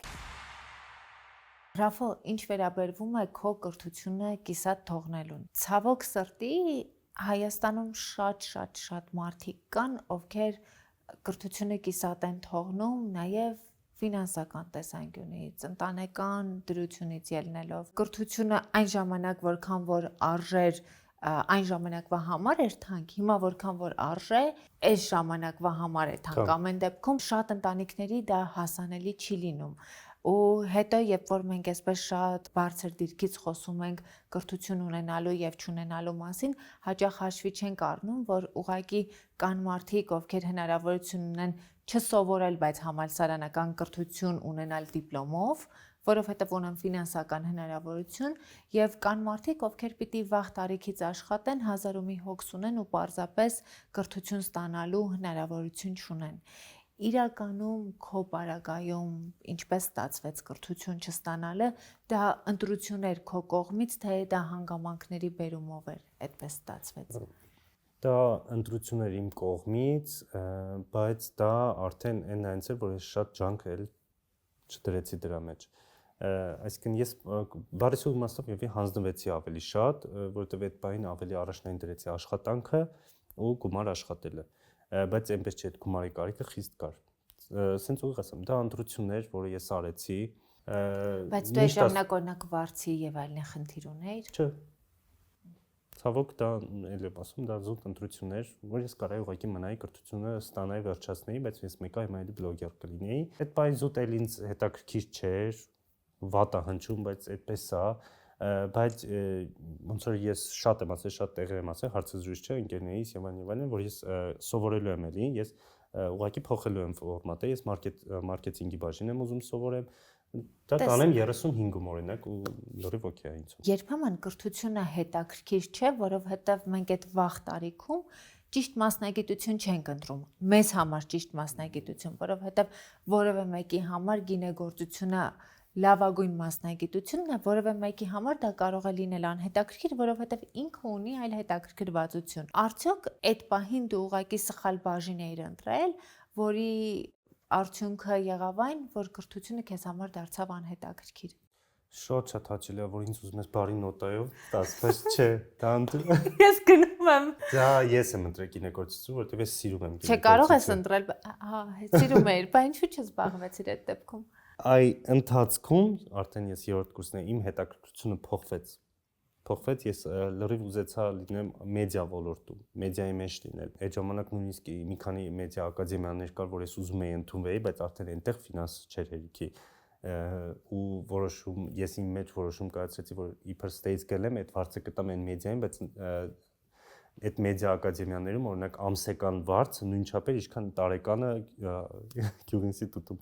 Դրա համար չստացվեց, ուղղակի մոտ չստացվեց, դա ձախողում էր, այսինքն ես կարայի, հա, օքեյ, հելեի 3-րդ կուրսից, իմ ուզածը անեի։ Ես մի քանի օնլայն կուրսեր եմ վերցրել մարքեթինգային, դրանք եմ անցել 6 ամիսներով, օրինակ 3 անգամ անցել եմ 6 ամսյա մարքեթինգային կուրսեր ռուսական, ուղղակի ռուսերենով, դրանով եմ ես իմ բլոգը կարողացել հասցնել 300,000 հետևորդի։ Այսինքն ես այնքան այդ սկիլերը օգտագործեմ, ես ինքս ինձ բիզնես դարձրեցի, Հայդալեկ էջը, ու ոնց որ այդ կրթությունը, որ այդ 6 ամսյա ստացել եմ, դրանք օգտագործել եմ ես իմ էջում, լիքը օգտագործել եմ։ Այսինքն ընտրություն էր, հիմա նույնձև այդ 6 ամսյանների փոխարեն ես կարայի համալսարան ընտրեի։ Ուղղակի այդ բանին այդպես ճիշտ գտա։ Բայց դիպլոմի համար ես ոնց որ ակադեմիական կրթություն ստանալու եմ։ Հենց ակադեմիական կրթություն ես ուզում։ Ես ուզում եմ Հայաստանի Հանրապետության ակադեմիական դիպլոմ չկա այդպես բան, ես դա եմ ուզում։ Դիպլոմ եմ ուզում։ Զուտ որ մարդկանց ցույց տաս, թե որ ինձ համար դա այն Ռաֆոին ոնց որ պետքա դեռ։ Այն փոքր Ռաֆան։ Այո։ Պետք է, ուզում եմ։ Դու երբևէ սրտն եղել ես կամ կոմպլեքսավորվել ես դիպլոմ չունենալուց, որ այն փոքր Ռաֆային դեռ պետք է դիպլոմը։ Ես ավելի շատ նեղվել եմ, որ մերոնք կնեղվեն, որովհետև իրանց համար էր կարևոր ու իրանք են ավելի շատ պայքարում, որ գնա սովորի, ինձ անդադ սովորի, չեն պարտադրել, բայց անդադ այդ խոսակցությունը կար, բայց ես չեմ նեղվել։ Մի բան ես ասում, որը երկու ուղղությամբ կարելի է հասկանալ, հա, մի կողմից քեզ կարևոր է ունենալ ակադեմիական կրթություն, մյուս կողմից այդ ակադեմիական կրթության մեջ քեզ համար կարևոր է դիպլոմը, որովհետև ժամանակակից աշխարհում կարելի է շատ լավ կրթական ծրագրեր անցնել, որոնք քեզ ակադեմիական այդ դիպլոմը չեն տա, բայց դու շատ լավ կրթական ծրագիր կանցնես, որը քեզ շատ մեծ օգուտ կտա։ Դիպլոմը ինձ համար ավելի շատ այդտեղ մրցանակն է, որ ես դա հաղթահարեցի։ Այդտեղ այդ կոնտեքստով է, այսինքն ես ուզում եմ այդ կրթությունը ստանամ ու ես վերջում ստանամ այդ մրցանակը։ Ես ինձ հետ մրցակցության մեջ եմ։ Դա ինչ որ եւս մեկ challenge է, որը ես ուզում եմ հաղթահարեմ, դա ինձ կբերի անձնային եւս մեկ աճի, ինչ որ մի փուլ եւս կբարձրացնեմ, այն 5 աստիճանը կլինի 6-րդ աստիճան կբարձրանամ։ Իսկ ինչու օրինակ ոչ այս տարի, այլ օրինակ 5 տարուց։ Ինչու դու քո նպատակները մոտ ժամանակներում լուծելու մասին չես մտածում։ Բացատրեմ, որովհետեւ ես իմ այն խնդրից դուրս եմ եկել ընդամենը ամիսներ առաջ, մոտավոր կես տարի առաջ, ու դեռ ոնց որ այդ կոպիտ ասած գումարներն էի տալիս եւ այլն, ու ես այդ ազատ դեռ ոնց որ մի քիչ չեմ, որպեսզի հիմա էլ ինձ տամ արդեն կրթությանը եւ այլն, ես պետք է ամեն ինչ բոլոր փուլերը մաքրած լինի սպիտակ էջից, որ ես արդեն հասկանամ ինչ եմ ուզում ու ոնց եմ ուզում դա դասավորեմ ու մաքուր գլխով այդ ամեն ինչը։ Ֆինանսական դրության մասին էլ ընթացքում շատ խոսեցինք, որովհետև քո խնդիրները նաև վերեցին այդ ֆինանսական խնդիրներին, բայց դու քո բլոգի միջոցով կարողանում ես, չէ՞, շատ գումար գեներացնել, կարողանում ես լավ վաստակել, այսինքն եթե քո կյանքում այդ խնդիրը չլիներ, դու հիմա շատ մեծ նպատակներ քո կյանքում լուծած կլինեիր։ Այո։ Ցավոք, այո, լիքը բան կորցրեցի մենակ դրա համար։ Այսինքն իհարկե վիզուալ իմ գլխում ինչ-որ մի բաներ կորցրեցի, որոնք կարող լիներ այդ գումարով։ Իսկ հիմա ինչի մասին ես երազում։ Հաջորդիվ քո աշխատածը ինչ վիզուալիզացիա պիտի ունենա։ Վիզուալիզացիան լինելու է այն, որ ես ու իմ ընտանիքը ոչ մի բանի կարիք չունենանք։ Պարզապես։ Դա արդեն կլինի, չգիտեմ, ինչ-որ բիզնես ունենալը, որը օրինակ papan կանի, կզբաղվի մամայի հետ այդ ամեն ինչով, չգիտեմ դա ոնց կլինի, ել եմ ասում պետքա գիրքը մաքուր մի հատ տան ինձ, նոր բլոկնոտ, որտեղ ես այդ մաքուր էջերը կլցնեմ։ Հիմա ինչի կարիք ունեք։ Ոչ մի բան։ Բայց երազանքը ոչ մի բանի կարիք չունենալն է։ Այսինքն, հա, կարելի է նաև այդպես ասել, դե բայց եթե խորանակ օրինակ, դեռ մեր տունն են օրինակ սարքում,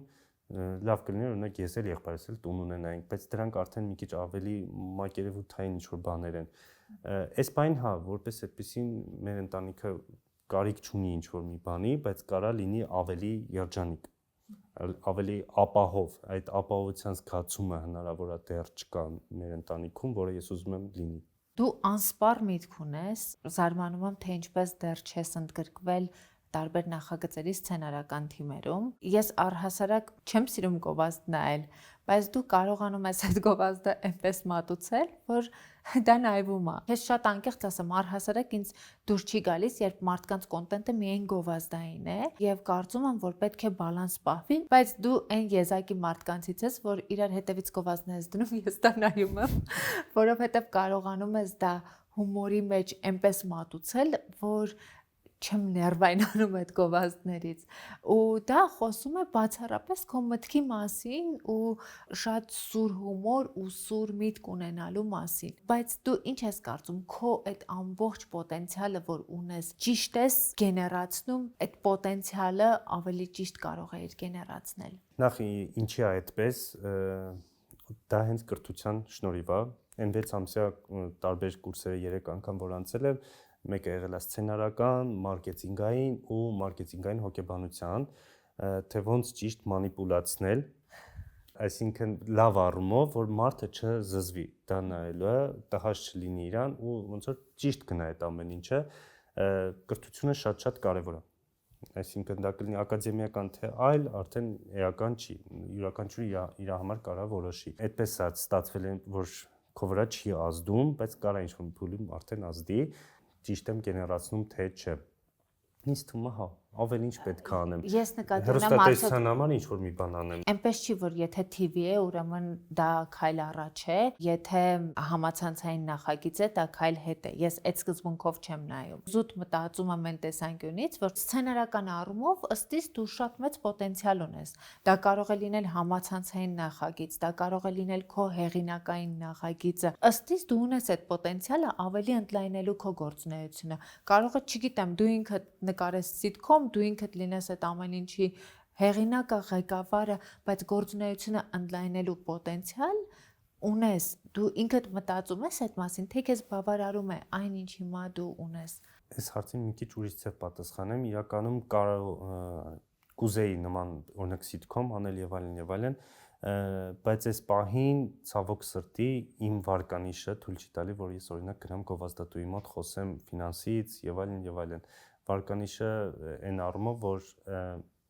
դեռ չունեմ այն վստահությունը, որովհետև ես այս 2 տարվա ընթացքում այդ վստահությունը մարդկանց մոտից վերացրեցի նույն գովազդատուների, տարբեր բրենդների տերերի մեջ ու ես հիմա այդ կոպիտ ասած այդ երեսը չունեմ գնամ ասեմ, գիտեք, 6 ամսից մի հատ սիթքոմ եմ անելու, ինձ այսքան բյուջե տվեք։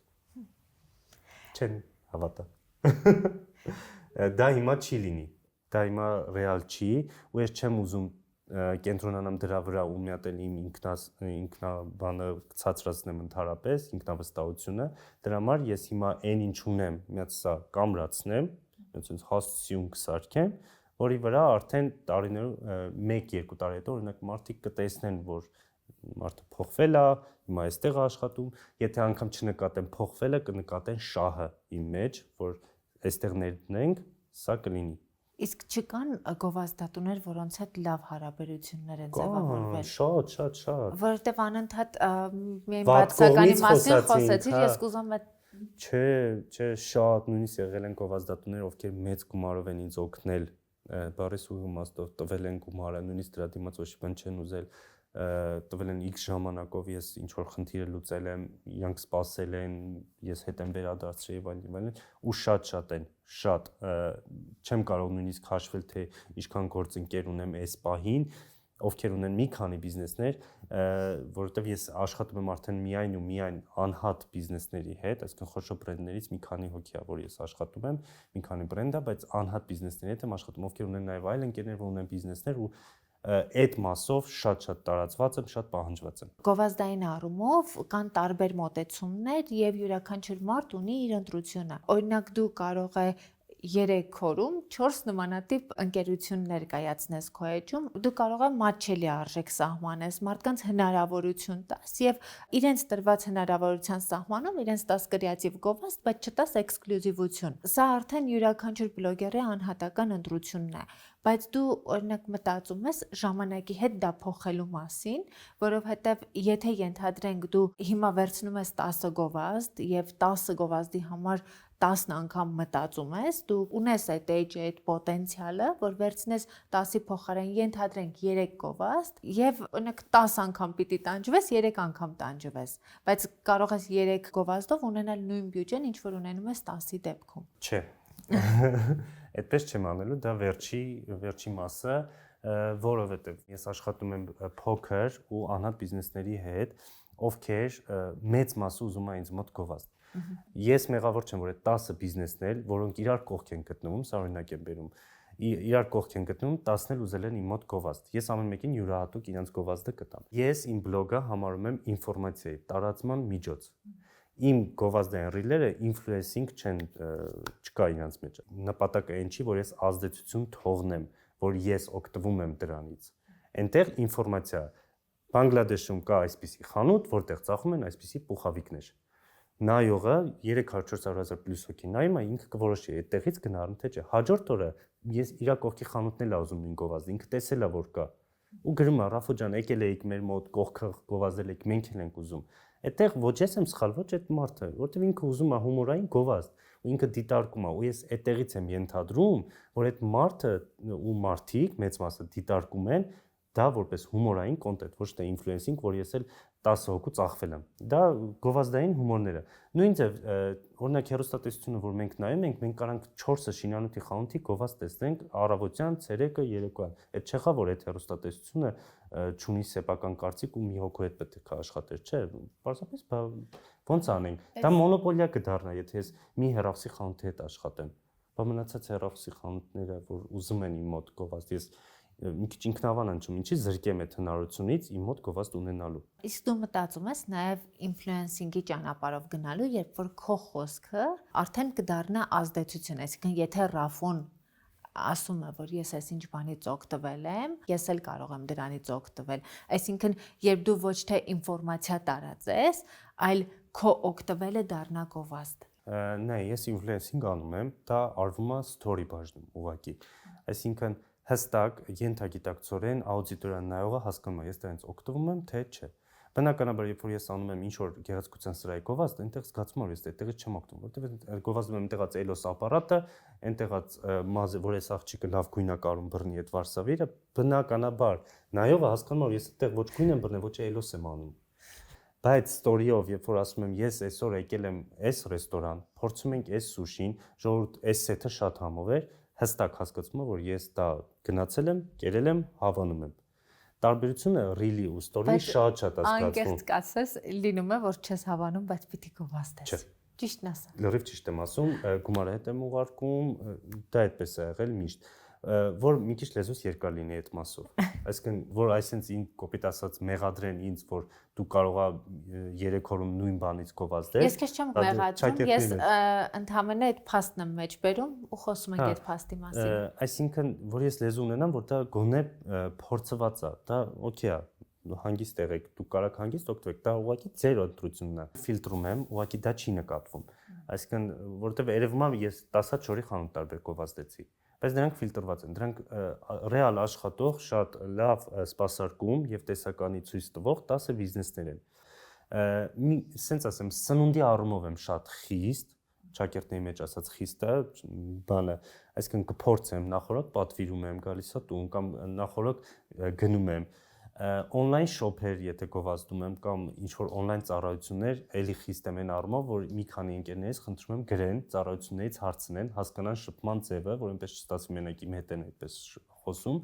այսինքն այդ առումով մի փոքր ֆիլտրացիա անցնում է ու ստուգված լավ նորմալ բիզնեսները, ովքեր ուղղակի ուզում են տեսնեն իրանց ու ցավոք մեղավոր չեմ որ այս բային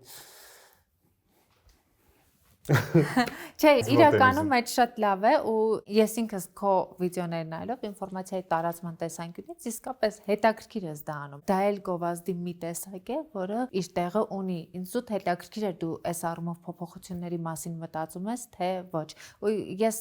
ոչ թե քեզ մեղադրում եմ կամ չեմ մեղադրում, այլ ինչ որ ես ասացի, դա պարզապես փաստ է, որը մեջբերում եմ, թե չէ մեղադրանք եթե նկատեցիր խոսքումս չկա բացարձակ։ Այդ փոփոխության մասով ուղղակի բլոգերների մեծ մասը չի շփվում այդ բիզնեսների տերերի կամ սեփականատերերի, որտեղ ինչ որ ընտանիքա որ ստեղծել է իր ինչ որ բիզնեսը, դուք որ հասկանաք իրանց համար ինչքան sense հաճելի է ինչ որ բլոգերի հետ համագործակցելը կամ ինչ որ հայտնիի հետ համագործակցելը, որովհետև ինչ որ չգիտես ինչի, իրանց համար դա անհասանելի ու թանկ բան է թվում։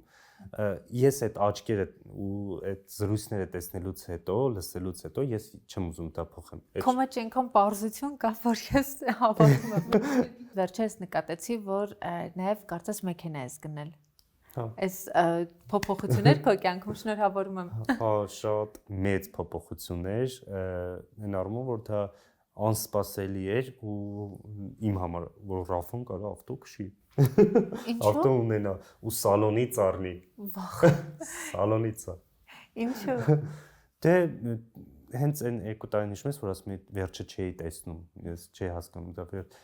Էսի այդ լուսավոր այդ վերջերից մեկն էր, սկիզբն էր ու այնքան հուսում եմ որ հետագայում ես այնքան աննշան ձեռբերում է դառնալու որ ես նույնիսկ մոռանամ որովհետև այնքան ավելի մեծ ձեռբերումների կհասնեմ ու դա յուրաքանչյուրի կյանքում եմ ուզում ու ես չգիտեմ կարող եմ նկատասին ես թե չէ, եթե ինչ-որ մի բանի հասած եմ լինում, օրինակ չգիտեմ Disneyland եմ գնացել Փարիզի, իմ շնորհակալական խոսքի կամ միշտ ինչ-որ post կա այդպես կարևոր իրադարձություններին, էլի Disneyland-ը հա կարևոր է։ Այնտեղ միշտ մաղթանքա, որ այս բանի այդ հետը որտեղ կամ ով կարդում է, իրանք էլ դրան հասնեն։ Նույն այս մեքենայի առումով ես էլի նույնը ասել եմ, որ ես ուզում եմ բոլորը դա զգաք, որովհետև բոլորս կարանք ունենանք, դա ոչ մի անհասանելի բան չի։ Ու ես ոնց որ ուզում եմ ինձ նայող մարդը ինձ մեջ տեսնի իրեն, որ կընկնի մի հատ որ բանի մեջ դուրս էլ կգա, փող մի պա փող չունենա, մի պա լիքը փող կունենա, ավտո կառնի, այն կառնի, մի խոսքով ուզում եմ իմ մեջ տեսնեն այդ հույսը։ Ու ի վերջո մարդկանց պատմությունները շատերի դեպ վերջերս շատ քննարկում են նաև, որ վայ բոլորը ինչ որ դժվար ճանապարհ են անցել, բայց ես ասել եմ ու էլի ասում եմ, հա, մենք հիմա self-made մարդկանց ժամանակներում ենք ապրում, երբ պապայի աշխատանքի տեղավորելը մեծ ազդեցություն չունի, որովհետև մարդիկ կարող են իրենց ուժերով հասնել ինչ-որ բանի եւ ի վերջո դու նաեւ դեսպանն ես դառնում այն մարդկանց, որոնք այսօր ապրում են փոքր տներում, բայց ունեն մեծ երազանքներ ու նման մարդկանց տեսնելով հասկանում են, որ այդ մեծ երազանքները կարող են մի օր դառնալ իրենց իրականություն։ Այո, ու դառնում են։ Իհարկե։ Ցույց է տալի, որ դառնում են։ Սա ավելի շատ վերջաբանի էր նման, բայց ես մի հարց ունեմ քեզ, որից հետո նոր եզրափակ ենք հաղորդումը։ Ռաֆոս սիրահարված ես։ Վայ, չէ։ Ինչու՞։ Սիրարված չեմ։ Զուտ այդ առումով, չէ, ընդհանրապես սիրարված չեմ։ Այս բանը եւ կյանքին եմ սիրարված, բայց որովհետեւ ռոմանտիզացիա կա իմ մեջ, ռոմանտիկա կա մեջ, ամեն ինչ ռոմանտիզացնելու ցանկություն կա ու կարծես կողքից թվա շատ մարդաբոտ ասում ոնց որ սիրարված ես, կյանքի կողքից կթվա թե սիրարված եմ, բայց չէ, այս բանին սիրարված եմ կյանքին։ Մի հատ ուզում եմ sense տխուրոտ բան ասեմ, էսի մերոնք էլ չգիտեն, այդ շրջանում երկու անգամ եղել է, որ ես ուզեցել եմ վсё։ Չեմ ուզում բարձրաձայնել ինչը վсё։ Ու հիմա հա, ես սիրարված եմ կյանքին։ Բարի սուղի իմաստով, առավոտվա սուրճից, երեկոյան պրոստը պարկել, սերիալ նայել եւ այլն եւ այլն։ Ու հա, սիրարված եմ, ուրեմն։ Նախ ուզում եմ ասել, որ վերջի այդ տարբերակը երբեք լուծում չէ, միշտ սիրելի մարդիկ, եթե հանկարծ նման մտքեր եք ունենում, միշտ իմացեք, որ կա ելք ցանկացած իրավիճակում, եթե մուտքը կա, ելքն էլ կա ցանկացած իրավիճակում ու անպայման խոսեք ձեր հարազատների հետ, խոսեք հոգեբանի հետ։ Դու այդ իրավիճակում ինչպես կարողացար դուրս գալ այդ մտքերից։ Մի դեպք կասեմ, ինչը ինձ հետ պահեց, ես շատ լավ մոտ ընկերուհի ունեմ, արդեն քուր է, այդ մոտավոր եւի 10 օր առաջ էր իր պապան էր մահացել, այդ իմ ցանկությունից 10 օր առաջ ու ոնց որ ինձ հետ պահեց այն միտքը, որ դրանից իր պապայի մահից մի քանի օր հետո ինքը փորձում էր իր պապայի քարտից գումար հանել, որ ինձ տար, որ ես պարտ տայի։ Մի քանի օր անց է իր պապայի մահից։ Ու ոնց որ սպասի։ Չի ուզում լացի։ Ոնց որ այդ պահին, ասենց ասում այդ մարդը իր կյանքի ամենա վատ փուլին ինձ ուզում էր օգնել։ Ես իրավունք չունեմ իրան հիասթափեցնելու։ Всё։ Մարդիկ իրականում շատ մեծ ազդեցություն ունեն մեր կյանքում ու իրենց տված ուժը իսկապես անչափելի է։ Կամոլ։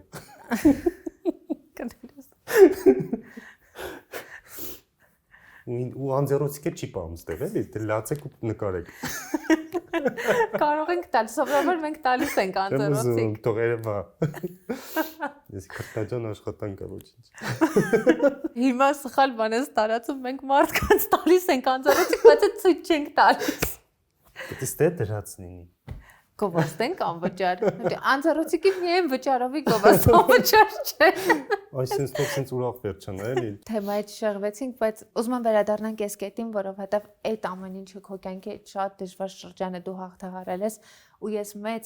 մեծ հույս ունեմ, որ դու այլևս նման բարդ իրավիճակում քո կյանքում չես հայտնվի ու ես շատ եմ ուզում, որ այս բոլոր մարդիկ, որոնք կյանքի տարբեր իրավիճակներում տարբեր դեպքերով ցույց տվեցին, որ քո կողքին են, իրենք միշտ քեզ ուժ տան, որպեսզի դու միշտ շատ ամուր կանգնած լինես քո ոտքերի վրա։ Բայց կա հարց, որը պիտի քեզ տամ, որովհետև երբ որ Նինան էր իմ հյուրը, ես այդ հարցը չտվեցի, հետո հասկացա, որ սխալ եմ արել, որ այդ հարցը չեմ տվել։ Քո եւ Նինա Տիտանյանի միջև երբևէ սիրավեպ եղել է։ Չէ, դες այդ այնքան սիրուն էր այդ ամեն ինչը, որ մենք ես հավատացել էի նույնիսկ այդ ամեն ինչին։ Կարա ընկերական սիրավեպ նույնիսկ լինի, որովհետև շատ կապված էինք իրար հետ կոնտենտ էինք անում, ինչ որ մի բայ ստոպ եղավ, բայց սիրարված չէ։ Չէ։ Իսկ ինչներ ենքան սիրուն, որ հավատացիր։ Էդիտներ էին սարքում գցում Instagram եւ այլն, հենց քո հարցազրույցեր ծել, հատված եւ այլն, ու հետո հենց հատվածները, երբ մենք իրար հետ ենք, նայում ենք, ասում ենք ոնց որ իրոք սիրարված լինենք իրար։ Այսինքն այդ իրա խոսքերն էր ու տարբեր հաղորդումներից, տարբեր վիդեոներից, որ հատվածներ, որ իրա ձեռք ենք բռնած, իրար ենք նայում, չգիտեմ, ասում եմ կարող է իրար ուզեն ենք խաբար չենք երկուսս էլ։ Նինան քո մասին չէր պատմել ինձ։ Հա, գիտեմ։ Հարցնում եմ։ Հա, հարցնում ես։ Նինային չեմ հարցրել, սխալների ուղում եմ անում։ Չէ, իմ մասին չէր։ Ես այդ պահին հասկացա, որ քո մասին չի հարցը չտվեցի։ Հետո հասկացա, որ լսարանի մոտ սխալ տպավորություն է եղել։ Լսարանին պետք էր, որպեսզի ես այդ հարցը տայի։ Չէ, իմ մասին չէր։ Բայց դու ես վերջերս ասացիր, որ սիրահարված ես եղել Նինային։ Դա հումոր էր, շոու էր։ Հումոր էր։ Հումոր էր, չէ։ Ուզեցանք այդ բանը բռնենք էլի, այդ վայբը, հա։ Իրար թողել ենք իրար ես ու Նինան, թողեցինք դա անցյալում։ Ռաֆո, իսկ երբևէ սիրահարված եղել ես։ Հա։ Ու ինչով ավարտվեց այդ պատմությունը։ Հեռավորությամբ։ Հեռավորությունը ոնց որ մեզ բաժանեց։ Ինքը չկարողացավ ավելի ճիշտ, ես կարող էի նստային վրա, ինքը չկարողացավ տենց որ հեռավորության վրա պահենք հարաբերությունը, մինչև հասկանանք ինչ ա։ Խոսքը տարբեր երկրներում ապրելու մասին է։ Երևան եւ ուրիշ քաղաք, չասեմ։ Գյումրիից։ Հա, չգիտեմ, ուրիշ քաղաք։ Հեշտությամբ կարողացար բաց թողնել հարաբերությունները։ Ինձ մինուսների վրա կենտրոնացրեցի լայվ խակ։ Ինչպես անել, որ թողնել, կենտրոնացրեցի մինուսների վրա ու պարզվեց շատ են։ Սենց նստա, չգիտեմ, եթե Friends սերիալը նայել եք, այնտեղ մինուս պլյուս են անում, որ Ross ընտրի Rachel-ին թե ուրիշին, այդ նույն ձև, այդ սերիալը հիշելով նույն ձև մինուս պլյուսներ է անում, մինուսները այնքան շատ են, ասի, վայ, ինձ պետք է։ Հետո էլ չես սիրահարվել։ Չէ,